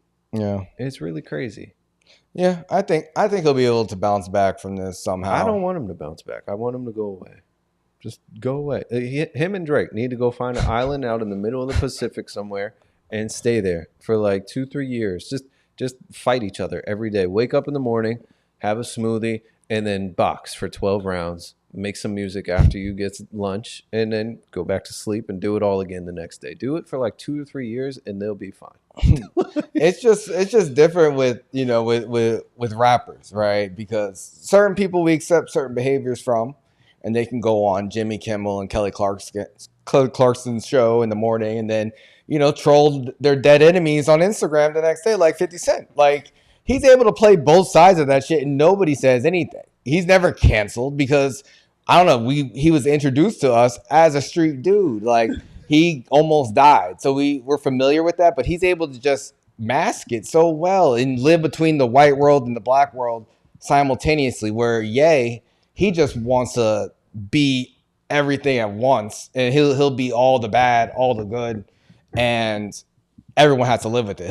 He's just not good at it at all. But it's just funny in hip hop where the bar is, because if you look at analyze a lot of these situations where people come from, what people rap about, what people promote, a lot of it is pretty bad, and 50 Cent, when Irv Gotti passed away, a couple of weeks ago, he wasted no time posting a picture of him smoking hookah with an R.I.P. grave day. The same day. You have the picture up? Yeah, I got it. Oh my God. And it's just like, I see stuff like this and I'm like, damn, I know that they have beef, but he's the most petty person in the world. Like there's some real darkness in him to waste no time and just celebrate someone died. Like, especially Irv Gotti was like, what, 52 years old? That's sad. 52, 54, something like that. They said he had multiple strokes and then passed from him. Yeah. Sad. What do you think about 50 doing that? Like, first, R.I.P. Irv. Yeah, gave us some great music. He was a really important executive in music early on in the 90s, 2000s, that sort of thing. But I mean, I wasn't surprised to see this from 50. I really wasn't. Like you said, like we've seen 50 talk, or not even talk. He'll drop a caption and a picture that's fucked up but funny. And then he'll delete it after 24 hours. It'll do its viral news cycle, and then it's done. And he does this probably once every few months. I mean, he's got a way with manipulating social media, with making sure that most people like him. 50 is one of a kind. I think this was nasty because the guy just died. Like, I don't know their personal dealings. I know they have beef and all this other crazy stuff, but it is nasty. Yeah. It reminds me of Gucci and Jeezy with their whole thing about like, oh, I killed your man because you sent him to try to kill me and like all that kind of stuff, and like we smoking on his that kind of stuff was nasty too. Yeah. And this reminded me of that, but I don't know. Yeah, I don't like it. I love 50, and I love him being himself, and I love being able to understand both sides of what he's doing. It is very impressive to me. Yeah. Like, yeah, to like it's crazy, but you know, I think it's messed up. But I think we accept it because that's how he was introduced to us. You know, like Kanye, he was introduced to us differently. He says it like I snuck in, pretending to like be preppy and have the backpack, but you know, I'm really kind of a radical person. He's a radical artist. But I think in hip hop, it's just, I don't know. Like, I think we're just so used to it, like just all the dark shit. And that's why I love Kendrick Lamar, because he said he watched the party die. And when I see him do this Super Bowl performance, I understand what he's saying. He's like, I'm breathing new air into hip hop. I'm changing the tone of what people expect. And to watch his Super Bowl performance, and then it kind of reminded me of when I watched Doechie's Tiny Desk. Like, I was just so happy to see it executed so well and just be a positive message. And I hope that hip hop actually could move forward with that type of mentality now that kind of the people we grew up, you know, watch it kind of spiral a little bit or just stay immature. And I mean, we can laugh at it, but it's hard to like look up to people who kind of do shit like that. I think it's an aspect of like, okay, so hip hop rap, like a lot of the individuals in this realm come from the streets, but you don't have to necessarily stay in the streets. Like Kendrick came from a certain place in Compton, but he hasn't necessarily stayed in that in the sense of like mindset. I'm not talking about where you live or who you hang out with or nothing. I'm talking about the way that you act, the way that you move, the way that you like put content out there. I think that he's raised the bar from that perspective. Yeah. But you know, with 50, he's done a lot of the same things. Like, he's put out great content when we talk about the things he does with his different shows, when we talk about, you know, his music career and the way that he's able to continue to evolve from a business perspective. Like, he's a game changer. Yeah. For Irv, I will say more recently, the thing that always comes to my mind when I think about him is that Drink Champs interview where he was still pining for Ashanti. Like, that was nasty work. Yeah. And that's literally when I heard he passed, that was the first thing that came to my mind. That's why you gotta watch what you put out there, and when you get wasted on an interview, you know, you don't want that to be the last memory. Or have someone, you know, smoking on your grave and that be your last memory. It's just unfortunate. I don't know. Yeah. But R.I.P. R.I.P. And then you know, R.I.P. to Luka on the Mavs too. Oh my gosh! Did you watch their first game together? I didn't catch it. I didn't watch it. I caught like some highlights and stuff. They only gave him maybe 20 minutes to play. I think he had like 15 points, 5 rebounds, 4 assists, something like that. This trade though. Yeah. What do you think when you first heard about it? And for anybody that doesn't know, we're talking about NBA. Trade deadline came and went, and there was some movement. There was a good amount of movement, but the biggest trade of all was Anthony Davis from the Lakers to Dallas and Luka Doncic, 25-year-old phenom, sent packing. Yeah, man, he was upset. He had just bought a home like weeks before, maybe like a week before, in Dallas. You know. Now he's not eligible for that Supermax because he got traded. And, you know, there's rumors about him being out of shape, but he's only 25 years old. And, you know, he's a top 10 player in the league, but, you know, took him to the finals, took him to the NBA finals last year. Just last year. I was surprised because I don't think anyone knew that he would even be available. But when I saw the trade, I kind of understood what Dallas was doing because I'm like, okay, I could see them improving in the short term, you know, because Kyrie is 32 years old. AD is probably like 31, 32, and I feel like they do fit better together. Yeah. If they don't believe in Luka, you know, being the guy for them, then I understand it. But you're kind of like, I still don't think that they're really contending in the West that much, but we'll see. So I felt the same way, and I was talking to some friends in a sports group chat, and everybody was going crazy. They were like, "What the fuck? This is terrible! Like, how could they do this?" And some of them are Dallas fans, so they were really upset. And I was just saying, like, listen, I can understand moving Luka. If you don't think he is the guy that's going to win, if you don't believe in his mentality, if his approach, his work ethic, whatever, fine. But to trade him for Anthony Davis, essentially straight up, I think that's absolutely insane. Like, the fact that they didn't shop him around the whole fucking league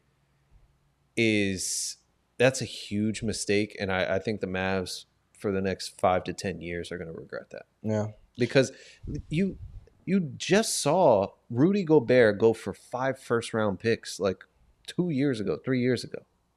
You mean to tell me Luka Doncic is not worth at least that? I mean, I think you're missing their approach, because their approach is win now. That's why they got AD. If they were looking to build for the future, then okay, you get draft picks, then you move Kyrie too, and then you rebuild. But if you're keeping Kyrie, you want to keep some of your core, Klay Thompson. They're trying to compete now, and that's the thing. Like, okay, the next 2-3 years, I think that it works out, and then you rebuild. But hopefully, best case scenario, like, AD is not the most like physically fit person in the world. He literally got hurt this week. He's physically fit, but he is injury prone. Yeah, and that's what I mean. Like, he's not somebody that you can guarantee, oh, he's going to play 75 games a year, 70 games a year. Like, he's going to get hurt. He's going to play 50, 55 games.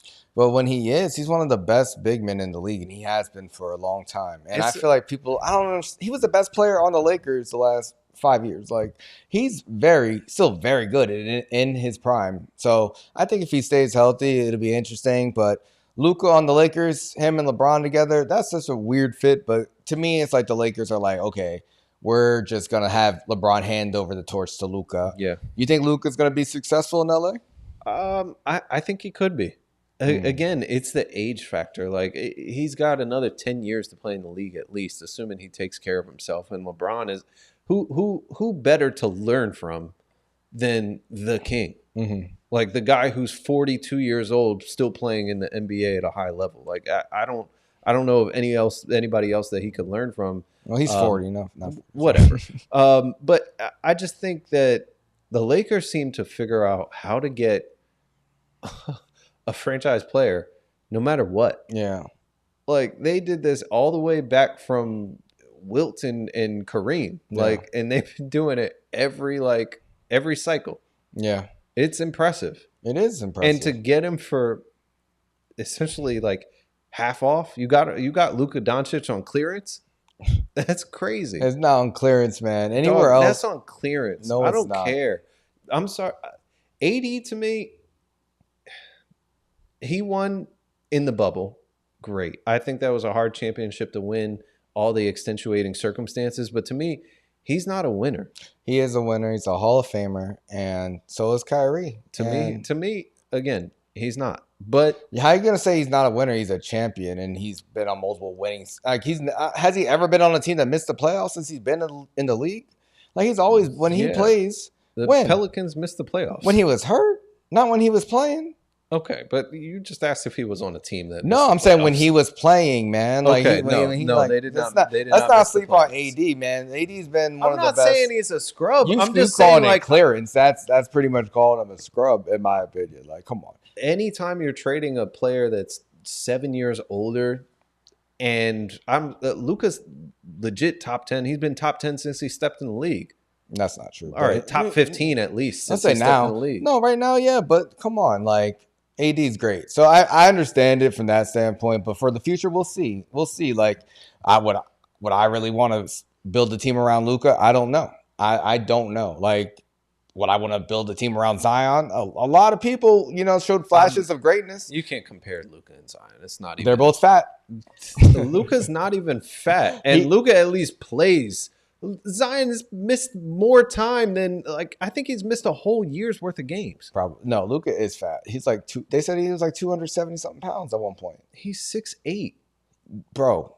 He has no like muscle. Come on, he's overweight. He might be, but he lacks don't look fat. They said he we all know he plays like no defense. It's just funny that all this shit came out about Luka, but nobody's ever said this about him for the last 2-3 years. Smear campaign, man. You know how they do? They get rid of you and they try that's to why I think it's bullshit. Like I don't believe it. Maybe he is fat. Maybe he is whatever they say. Maybe he drinks a lot. I don't fucking know. But and Michael Finley taking all the beer out of his hand.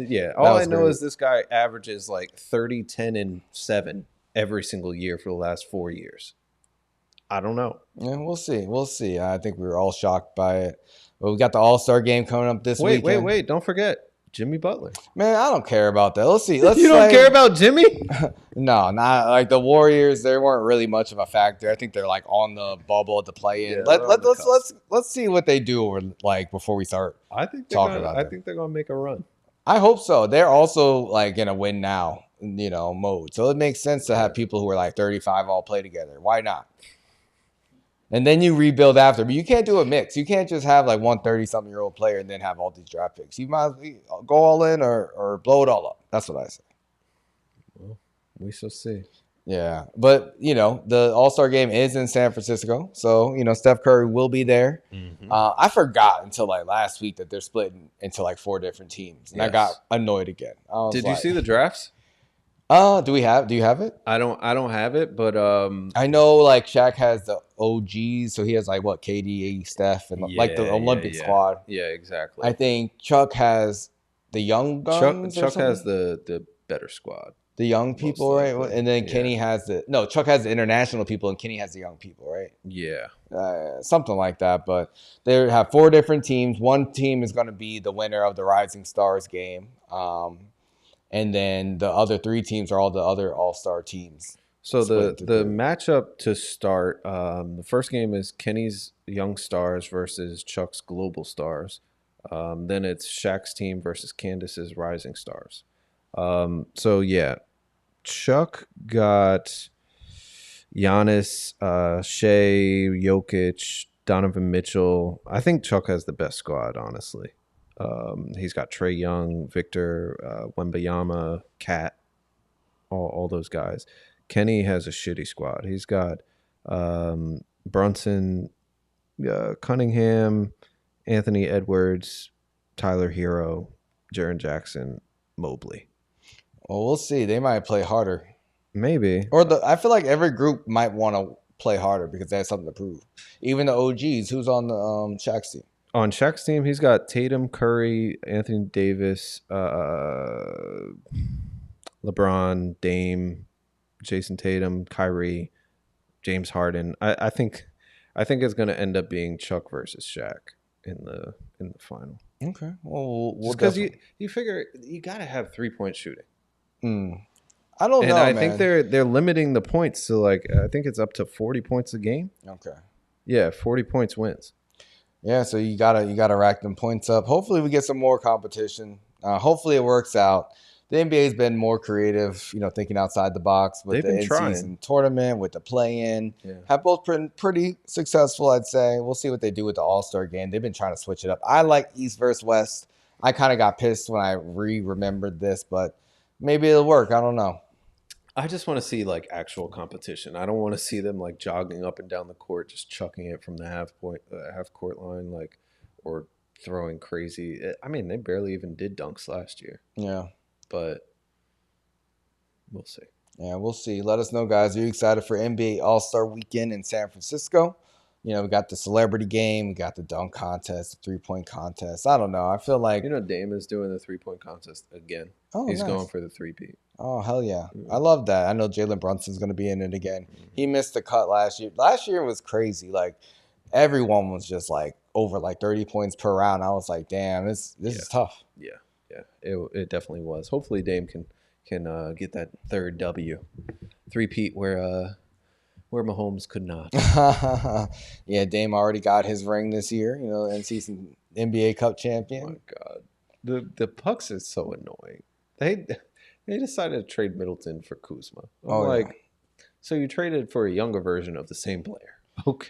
Don't disrespect Middleton like that, man. I mean, if he could stay healthy, he would be reliable. But he's in his 30s. He could not stay on the court the last 5 years. That man got no ankles. He just got nubs on the end of his legs. Yeah, Kuzma just pisses me off. Honestly, he just isn't consistent. He just takes some really bad Wizards. shots. How can you be consistent on the Wizards? Bro, I mean, they've got 5 wins. He takes really bad shots. I don't like the way he dresses. He stopped it though. I know, because he got too annoying. I don't like his girlfriend. Wait, who's he dating? Winnie Harlow. Or at least he used to be. Oh, that's fucked up. But yeah, NBA legend Marcus Jordan. I'm just kidding. Oh my god. Oh man. Our boy Marcus, man, he hasn't been the same since he left Larsa, man. He's making headlines for all the wrong reasons, man. This is the second time we were talking about him since the breakup, and this is the second time we're talking about cocaine. This time he drove his car on some train tracks because he was drunk. And he told the cops. Found this fucking video. I can't believe I didn't get it. Which one? The video of him literally trying to talk the cop off the ledge. He's like, listen, I just want to get back in my car and get it off the train tracks. And the cop is like, yeah, no, I hear you, but you're inebriated, and let me see. I'm not about to let you back in the car. You're buried. You're stuck on the track. All right, so how do we get off the track? I need you guys out of the car because there is a train coming right now. What the? So then let me pull up. You can't move. You're not going to be able to move it. Just get out of the car. You can't. You're buried. All right, get out of the car. Get out of the car. His blue Lamborghini. I gotta order you guys out. Get out of the car, both of you guys. Come on. So Lamborghini SUV. Keep your hands in your pocket. There's nothing in my pocket. Bro, I'm Marcus Jordan. I'm Michael Jordan's son. Okay. I'm not doing anything wrong. I'm just trying to get home. And I made a wrong turn. Wow. I made a wrong turn. It's crazy. That man was a quarter mile down the train tracks in that fucking video. Bro, he had his blue Lamborghini fucking stuck on the train tracks. The cops the train's coming. The cop lost all patience, man. It's insane. He had no fear. Marcus Jordan had no fear being a black man being approached by the cops. He just said, I'm Marcus Jordan. I'm Michael Jordan's son. In the middle of the dark on train track, there was not a light in sight. The only light was from the cop cars. It was unreal. And then he had some little white trash looking chick with him. I'm what are you doing, man? I mean, I wouldn't say that. I mean, her face is blurred out in the video I just watched, but oh no, I just looked from the neck down. I could tell what time it was. Come on, man. I'm Michael Jordan's son. How much do you think he says that? He just said that so casually, oh, this will get me out of it. Do you think he's used to this shit? Because that's what it seemed like to me. It just seemed oh, I'm Michael Jordan's son. Let me go home. Maybe. I mean, it could have been the liquor and coke talking. Who knows? Who knows? But I mean, if I was Mike's son and I just got caught on the railroad tracks by the cops, I would probably say that too. I don't know. What do you do? Man, I don't know. It was crazy. Troy, what'd you think about Marcus Jordan getting arrested with DUI? I saw, I think it was on Twitter, someone posted a meme that he requested to listen to Mariah Carey. Oh, yeah. And I just saw someone posted a Rush Hour clip with Little Sue Young singing Mariah Carey, and I was cracking up. I thought that was pretty funny. This situation, I mean, call an Uber. I'm tired of these people doing DUIs and stuff, man. You're too rich to put your life at risk, other people's lives at risk. Other people, yeah. You on the train tracks with your Lamborghini? Come on, man. That's dangerous. Uber. I'm tired of that stuff. Crazy. He's just help me get it out. Help me go home. What? That's insane, man. I hate these Nepo babies, man. Let me get back in the car so I can move it. He's just what's the problem? I'm Michael Jordan's son. First, I love how he says, I'm Marcus Jordan. I'm Michael Jordan's son. You have to say the second part. Have y'all ever made a crazy driving error like that, though, and you feel I need to get off the fucking road? One time I had a rental car in LA and I forgot to turn the headlights on because I'm used to having automatic headlights. And I did get pulled over. I got pulled over by a cop, and I didn't even know he's pulling me over. He had to put on the like the audio. The audio says like, "Oh, pull over." So I pulled over. I was like, "I'm not from here." I didn't realize. And then he let me go, and he was just like, "Oh, just let you know, like you're in South Central right now, so like you can follow me out because it's not a good area." I was like, "Oh, thank you, officer." But that was kind of dumb. But I wasn't At least on you didn't the get a train ticket tracks. or nothing. I know, and I was in fucking South Central.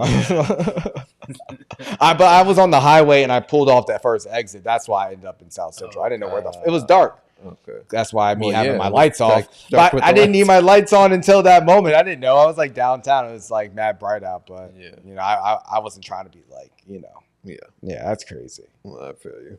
What about you, Joy?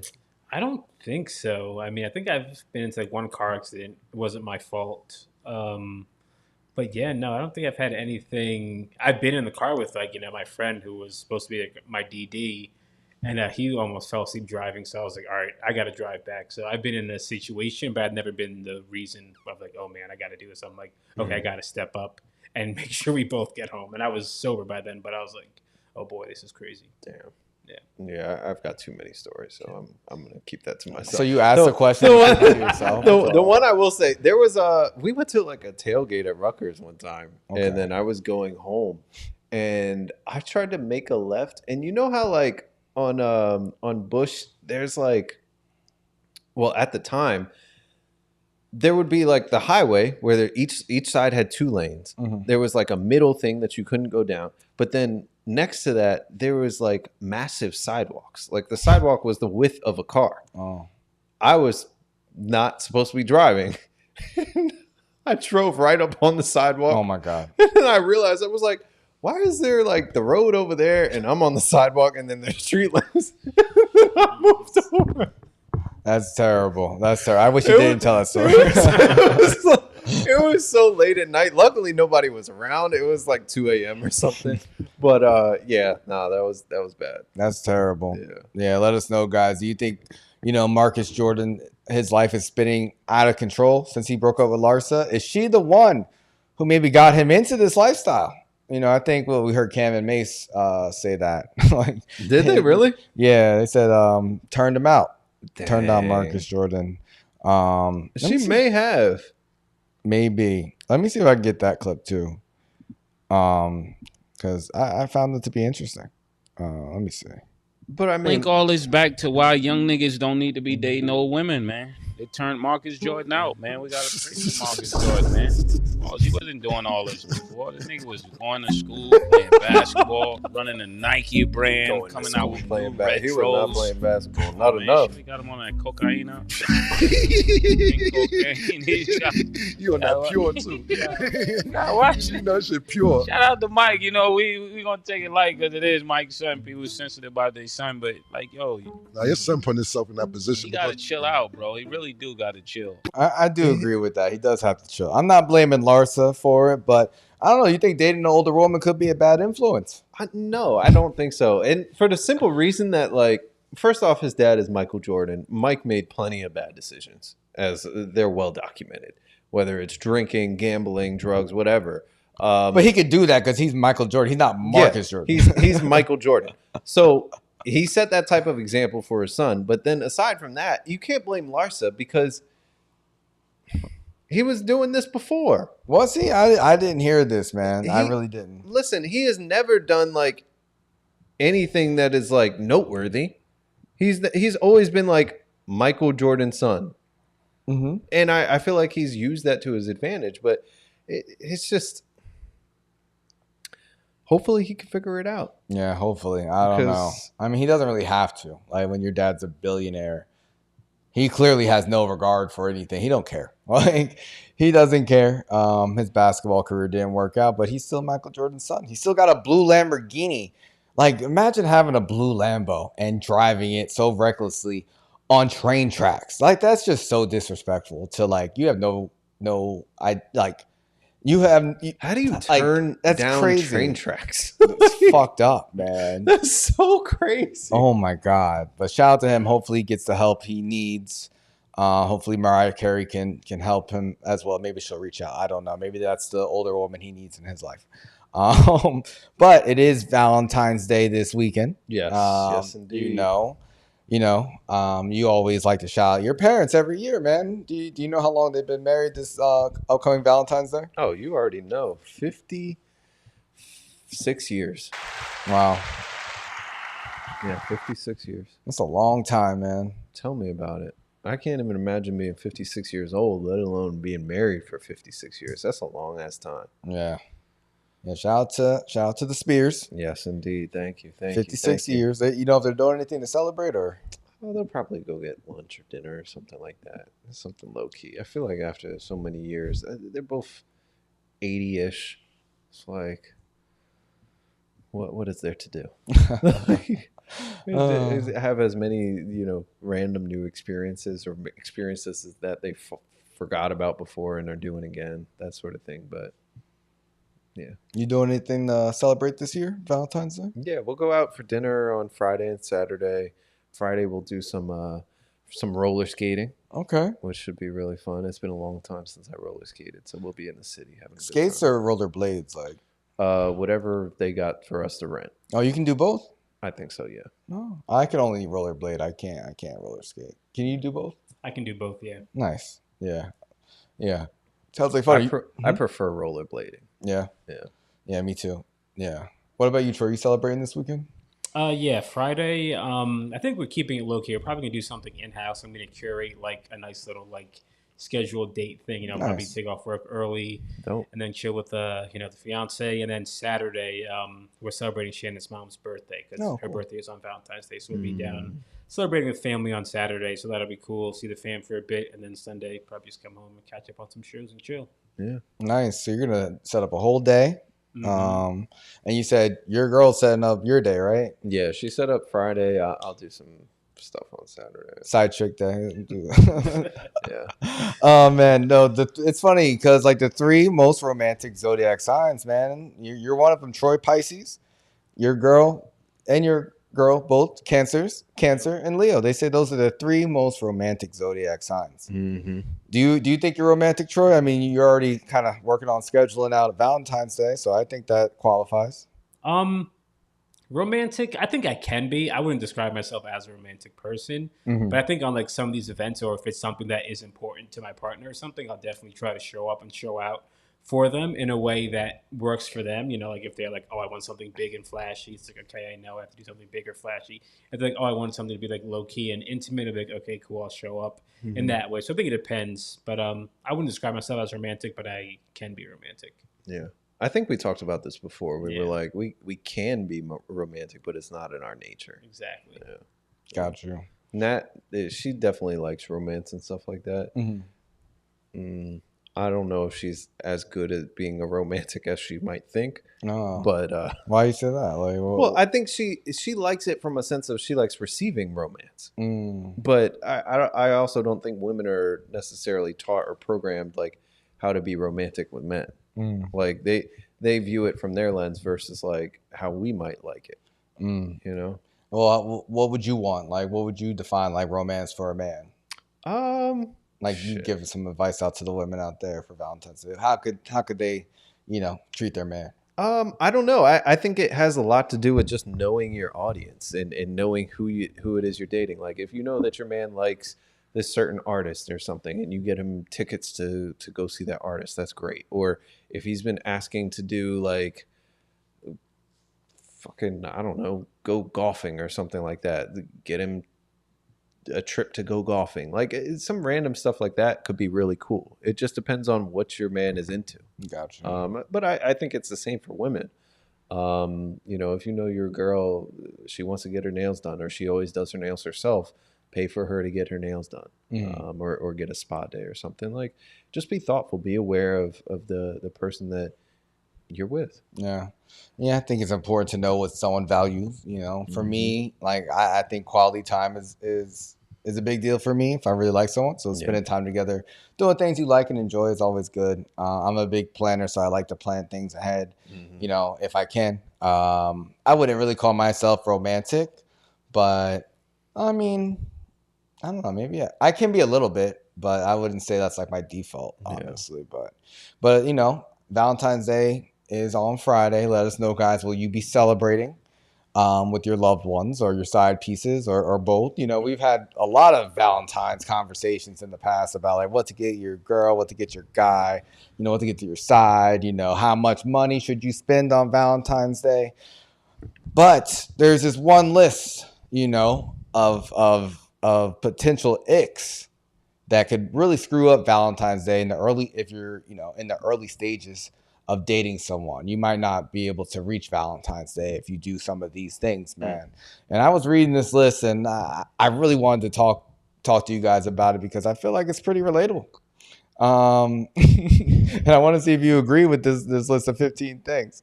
So they say like the top ways to overdo the early stages of a relationship are suggesting baby names, talking about moving in together, and dropping I love you bomb too early. Mm-hmm. A poll of 2,000 adults who have dated found 43% consider asking to meet the parents too quickly as an ick, while 39% believe posting photos with a new beau on social media before the relationship is ready is coming on far too strong. So I'll go through the list. Number one is picking out baby names. Yeah.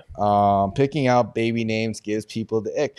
Would that give you the ick? Have you ever like had anyone do that like in the early stages of talking to them? Because that's a little bit crazy. I can't remember somebody doing that, but I could definitely imagine like first few dates, if you're already saying like, oh, what do you think about the baby name such and such? And it's like, I don't even know your last name. Like,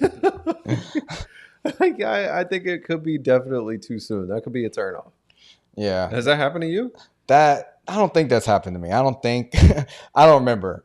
If it has happened, it wasn't like anything that was like, oh, specific to me. Mm-hmm. You know, maybe it's just like within passing, but nothing that like I can really remember. I do know girls like they keep lists of baby names just without even having a boyfriend. So it could just be like something that they keep track of, you know, regardless of who they're talking to. So I will say I've actually started a list probably over the last couple months. Yeah.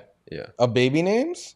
Yeah, I think I have like 2-3 names on the list. Oh shit. Okay. I'm not trying. I'm not fucking announcing anything right now. But the problem is I was just forgetting the ones that I was hearing that I was liking. And I was like, I need to just start a fucking list. I think Nat and I started like having that conversation about just like what kind of names we like. It might have been,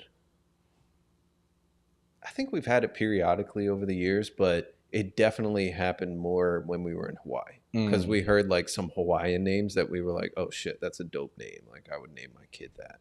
And Hawaii is a beautiful place. Exactly. Probably think about making babies there. Listen, Hawaii is one of my like top 3 places that we've been.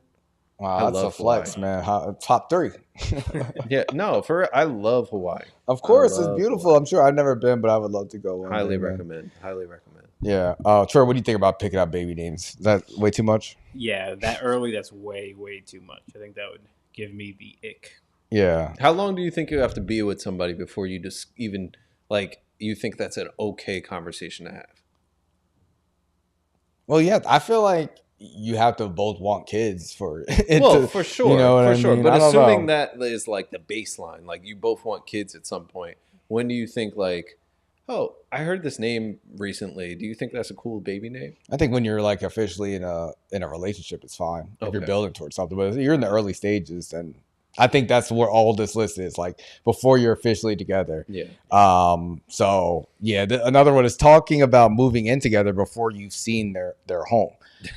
That's intense, you know. I've had experiences, you know, where I feel like someone tried to move into my place and I had to be like, nah, like the next day, like what are you gonna like? Are you gonna have plans? She's like, oh, I just figured I'd chill here. I'm like, no, get out. Like, you know, we didn't talk about it. So that was weird that she just assumed that she could just like chill here. I don't know what that means, but never someone saying we're gonna move in together. But I have dated girls in interesting living situations. Like, you know, I dated girls who were still living with their ex. They broke up, but they couldn't afford to be on their own. You know, I was out with this girl who came back to my place after the first day, and she was just like, "Oh my God, you live here? Like, marry me. I want to live here." I'm like, "Whoa." And you can see yourself out. She was funny, but I was like, "That's crazy." So I don't know. What do you think about talking about moving in together? Would that freak you out a bit, man? Yeah, no. I mean, it freaks you out now, right? Not really. It's just like not into my current place. I need a bigger place. Yeah. But yeah, especially if you haven't seen their place. No. Yeah, that's how you get the homosexuals. Like that's how they get stuck in your house and they start squatting. Yeah. Don't let those conversations just, pass by. There's people that do that too. They are like couch surfers. Yeah. Like full time. They have apps for it. That's what that girl was telling me about. I should have listened to the to the signs, but I wasn't familiar with the homosexual game at that time. But that is definitely a little bit cringy. Saying you love them very early on now. This has never happened to me. And I think I'd be a little bit scared. If it's early on and someone like is intensely says something like that, like I've only said I love you to three girls I've dated, and there are people I was with for like a long time. Someone says that to me and it's like early stages, I'm blocking them. I'm sorry. You're not even gonna have a conversation. You're just gonna block. Yep, just gone forever. Terrible. I'm sorry, bye. That's terrible. That's terrible. What's there to talk about? Like, you got to give him the Han Solo. Like, what do you say? I love you. I know. I know. I know. I love that shit. But that shit is scary, man. Oh yeah, telling people you're officially a couple when you're still at the talking stages. That's crazy too. Like, you gonna claim me before we even have that conversation. I feel like women do that a lot, though. You think so? Yeah, I think so. Why you said that? They'd be like, my man. And it's like, nah. He's yours and like 3 other chicks. 2 of them are your friends. Like, yeah, SZA has like 5 songs about that. Yeah, exactly. So, I think that's a mistake. All of these are mistakes. I think that they come across as like desperate. Yeah, man, especially the next one, calling the other person your soulmate. Like, I feel like that is in line with the other things. Yeah. Asking the other person to meet their parents. Now, I've done this before, and that's where this list gets interesting. Because I've definitely Is this done where you this. start disagreeing with the list? I don't disagree with the list. I'm just saying I can relate to it. Like, I'm conscious of things though. Like, I'm like, when this happened, like I was dating someone for like a couple weeks and it was going really well. And I'm like, oh, I had plans with them, but my parents were also coming up. I'm like, oh, maybe we could all just go out to dinner together and you can meet my parents. So it happened. And I was like, if you're cool with that. And she was cool with it. But there's some other things on this list that relate to that situation. I'm like, it was all pretty bad. I mean, my parents are pretty cool, but I would not do that again. And I don't know, I feel like if I just happen to meet someone's parents, like, it's not like a formal thing, it's fine. But yeah, I wouldn't do it again. I definitely wait some time. I wouldn't rush that shit. Has that ever happened to you? I mean, when we were younger, going to pick up girls, it'd be like at their house. So you meet their parents. Like, you kind of have to meet their parents. But once you're like out of the house, like 25 plus, no, that never happened to me. Damn. Yeah. I would definitely not never that. like ask to meet them. Like, if you just first start dating, like if you're going to pick up a girl and her parents are home, then the polite thing is to introduce yourself, assuming that they want to meet you, unless she's just like, I'm at the door, let's go. Like, yeah, filling their social media with pics of both of you together. That also happened to me in that same situation. And I guess, like, looking back, I'm like, one could say, I kind of started the craziness and then I was kind of answered by it. But yeah, this one girl I dated, she changed her Instagram picture to a picture of both of us. She posted like a whole slideshow of us and I was all over her Instagram story. Now, I never posted her on my page at all. And I feel like I was being used as like a prop. I feel like she was just like using me because she knew like her exes were looking at her Instagram. And that's something she told me on the first date. She's like, my exes always look at my story. Like, and I was like, okay. And then a couple weeks later, I'm all over her story. And she's like, I never do this. I never do this. I'm just like, okay, well, I'm never doing it, but you could do what you want to do. Obviously, it didn't work out. But I thought it was a little bit crazy. But I'm like, the problem with me is like, I'm like, oh, makes sense. Like, why not? She didn't ask permission? I don't know. She did at first. I think no, she didn't. She posted something on her story and then asked me after. And I said, oh, I don't care. And then the floodgates opened. Then her profile picture changed. Yeah, no. Oh, my God. No. Yeah, when you do things like this, guys, Valentine's Day is just not going to happen. Another thing is, what is this? Leaving a toothbrush at their place after the second date. So, I mean, did you bring the toothbrush there or did they give you a toothbrush when you got there? Because, like, that makes a big difference. So, Nat didn't leave toothbrushes, but she used to. And at first, I thought it was like an accident. And then I started to think it might have been on purpose. But then she kept doing it. So I realized, like, it wasn't an accident. She used to forget, like, just random shit, like important shit. She would forget her ID, her wallet, I think she forgot, like, her phone one time at my place. And she had to, like, go to the city for work. Oh, my God. And then had to come back and get it. Like, and it happened, like, a few times. And this was early in when we were dating. Overtime. Damn. Oh, wow. Good game. It worked out, yo. Sometimes you don't get the ick. Never mind. But I thought it was funny though. Yeah. And I also made fun of her because of it. Yeah, I mean, if you like the person, a lot of the stuff you'll be cool with. Yeah. You know, if you genuinely like the person. But a lot of time it'll scare people off. I feel like it's easy to say don't do any of these things too early on. You know, give it time. You know, everything. You need time to get to know somebody before you start, you know, doing all this stuff and including other people and spending money and saying I love you. Like that's a lot. But this one woman, she was horrified when her date asked to split the bill. And all they got was some juice. This Brazilian influencer says she now refuses to split the bill following a nightmare date when she was asked to pay half despite only buying juice. I thought he was joking, but he was serious. Rosanna Ferraria, 38, said, you know, of her date night shakedown. The horrified Brazilian obliged. She said, I paid my share, thanked him for the date, and left, but there was no second date. You know, she says, if he can't invest in juice, how will he invest in a relationship? It's not about the money. It's about the attitude. She added, I'm not asking for a wealthy man, just someone who knows how to take care of me and values my presence. You know, she says that her views on gender roles and bill sharing were formed as a kid from watching movies where men went all out to win over women. That left an impression on me, and I believe the least that they can do is pay for dinner, or in this case, a juice.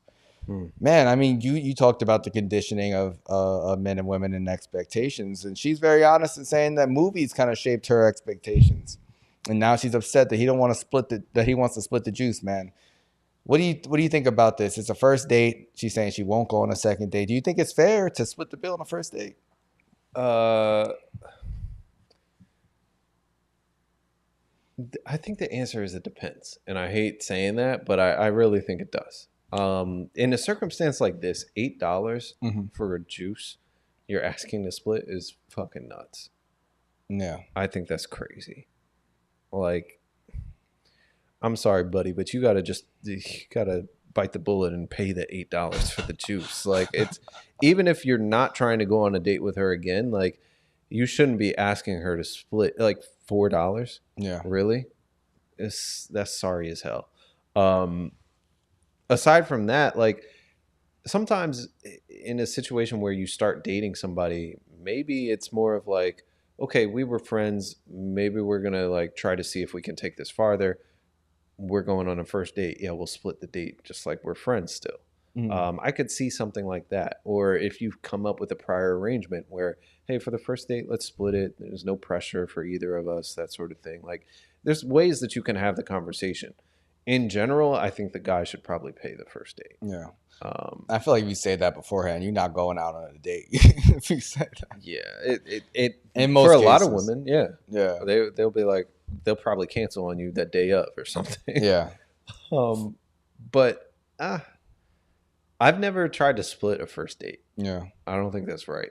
I think if you're a guy and you ask this woman out on a date, then you should be asking her out and you're the one paying. Yeah. I agree. I agree 100%. I agree with her. And I think, I feel like she's not asking for much. All she got was some juice.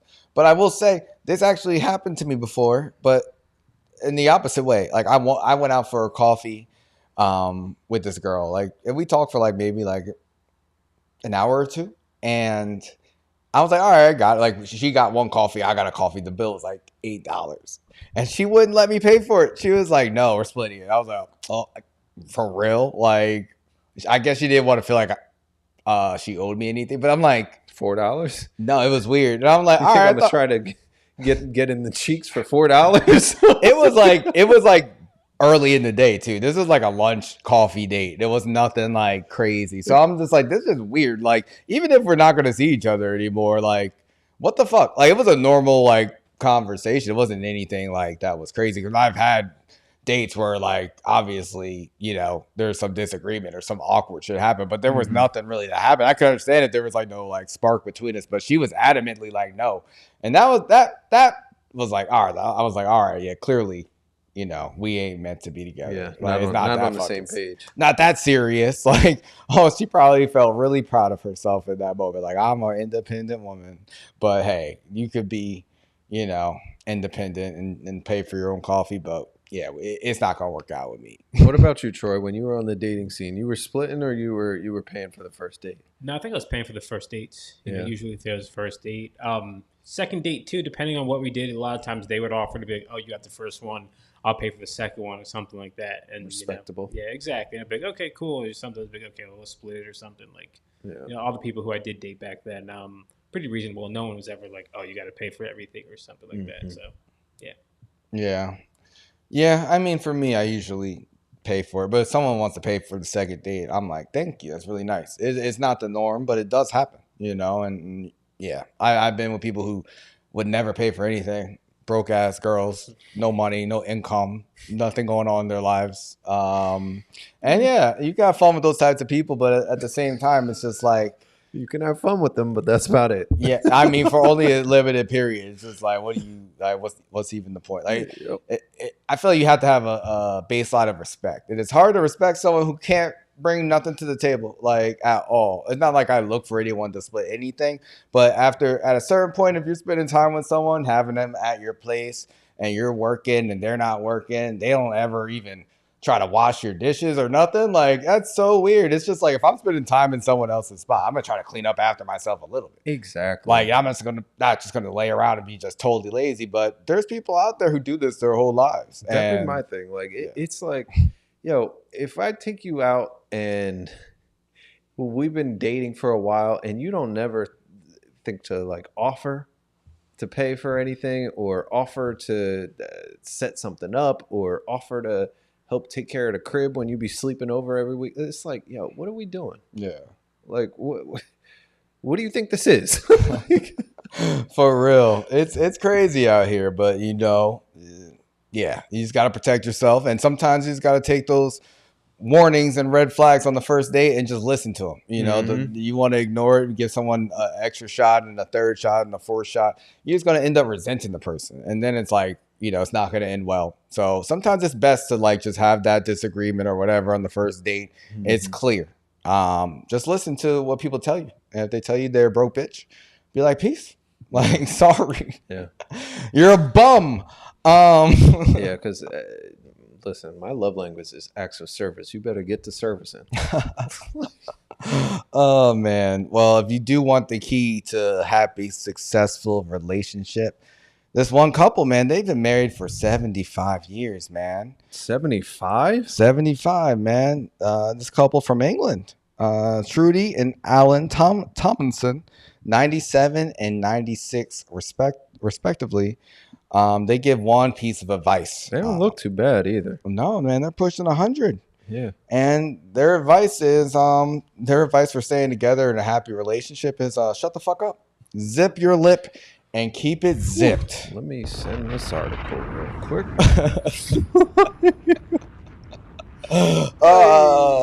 I mean, I thought this was great. I mean, to spend 75 years together, you got to listen to this couple. You know, they've lived through world wars and shit and a lot of other, ups and downs, probably a lot of loss in their life. Yeah. And they say the key is zip your lip. It's hard to coexist with somebody, but I do think shutting the fuck up is so important, and it's so lost on people. Boy. This is a lesson I had to learn on my own, because when I was younger, like, I couldn't shut the fuck up in a lot of positions, a lot of situations, and I had to learn. It's not even worth it. It's not even worth it.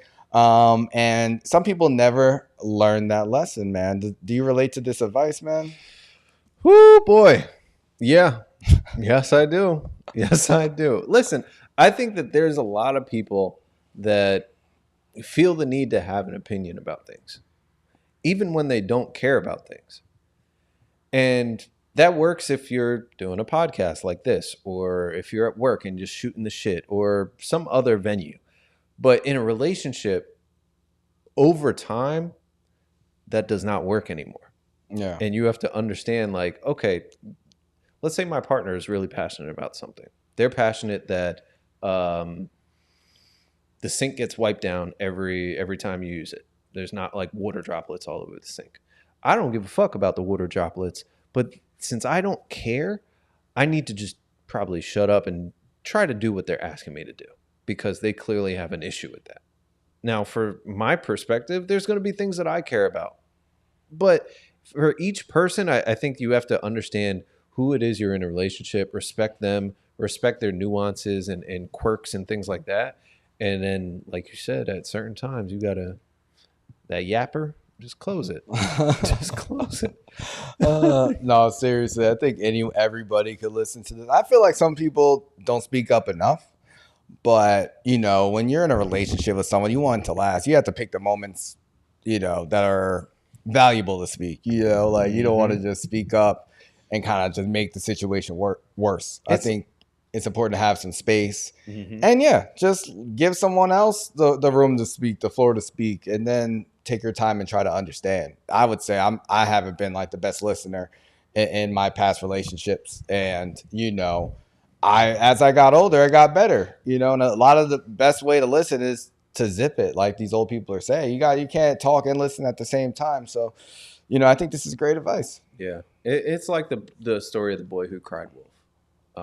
He always would be talking shit. He would always be saying there was a wolf. And then finally, when there was one, nobody was listening to him. And the same thing will happen in your relationship. If you always run in your mouth about every little thing, when you really got a problem with something, that person's going to ignore you because you stay talking. Just like Ye. That's how he felt about him. He should just shut the fuck up sometimes. It's just like, bro, what the fuck? But I don't know, Troy, what do you think about this old couple's advice? I think it's very valuable. I know you said, some people don't speak up enough. I feel like I kind of fall into that camp where I don't speak up enough. And sometimes by the time I do say something, it's not the right time. But it feels like it's like, oh, I should have said this before when it made sense. But now it's like, why are you bringing up old shit? And I'm like, damn, you're right. This is not, I'm taking it away. So I feel like, sometimes just like being quiet and just like listening, trying to understand, like, okay, is this worth it? Is it not worth it? What can I do to be better? What can my partner do to be better? And just that communication. And then you just grow from there. Yeah. That's maturity right there. Yep. Yeah. Yeah, man. That's the key. We're giving you guys the keys for successful relationships for Valentine's Day. Listen, 75 years is a long ass time. The other thing that I see trending right now on like, I guess, Black church social media, there's this old clip of like a panel women talking at like some sort of conference at a church. And one of the ladies, she asked this really old lady who's been married for like 50, 60 years, oh, tell us, you've been married for so long. How did you do it? What did you do? What's the secret? And so the old lady gets up. She walks over to the other one and she whispers in her ear, but she forgets that she has like a mic tied to her shirt or whatever. And she was like, suck that dick. And the whole congregation was like, ah! Oh my God. That's hilarious. Wow. Oh my gosh. That's another piece of advice for you ladies out there. Happy Black History Month. Oh man. Shit. Yeah. I mean, shit. We went through a lot today. Goddamn. We did. Listen, it's been real. It's been fun. I'm glad we chopped it up again. It's been a little while. 160 episodes though. Shit. Yeah. Yeah, man. Big time. 160, it's our 60th on YouTube and the other platforms outside of Instagram. Yes. Yeah, it's been great. I know we're going to go on like a hiatus after this week. But yeah, make sure you still follow, subscribe on all platforms. YouTube's probably going to be the most active. I know we still could we're still going to be posting clips and stuff. Yes. As we kind of recalibrate and figure out what we want to do with the platform in the future. But yeah, man, it's been great. And I know we had to come back for you to fucking brag about your team, man. We needed that. Let's go, Eagles. Let's go, baby. 2 rings.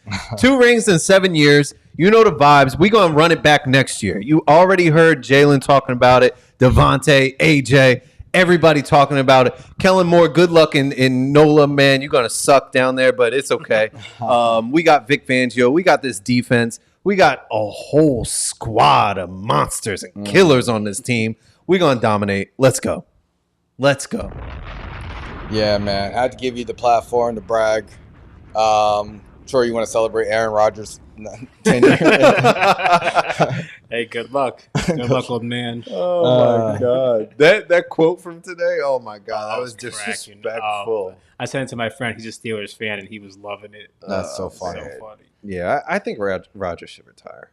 Yeah. I think he really should. Him and Travis Kelce? Travis Kelce, I think he got another year. You think but so? I think he needs to look at the film from the fucking Super Bowl. He looks sorry. He was off the blocks late. He was not running hard. He was getting bullied by our defensive line. He got to get in the gym or something. I mean, he's old, 12, 13 years Bro, in the league. He was fucking following his girlfriend around all summer on her tour, doing podcasts. He wasn't working like he used to, and you can see the difference. You could. I think in what he was saying, it seems like he lost his motivation and will. That's what it sounded like. I mean, he was also a defeated man. He lost in front of all of America. Yeah. So it's hard, but I think it's a new age. I'm loving the young players. Kind of stepping up, seeing Saquon and Jalen, win this when they're both in their 20s. Fully healthy. It's nice to see. Yeah. It's nice to see. That the sport is in good hands. Hip hop is in good hands with Kendrick Lamar. I'm not sure about the United States of America being in good hands, but we're all here. We're all in it together, guys. This shit going to the dogs. Yeah. Oh my God. But yeah. So yeah, we'll stay tuned for, more content from us. We'll definitely be following up with plans for the future, collaborations or whatever we'll do with the platform. But yeah, it's been great, man. 1 million views on YouTube, over 600 subscribers on YouTube, over 20,000 likes on TikTok, thousands and hundreds of thousands of views on all the other platforms as well. So we really appreciate and love all of our supporters. Thanks for rocking with us. Enjoy Black History Month. Yes. It's going to be a great one. Don't let them try to take it away from us, guys. Throw it in their faces like Kendrick did. Mm-hmm. Let them be mad, but be great. Be great. And we'll continue to be great and do great things. So we love you all. And until next time, peace.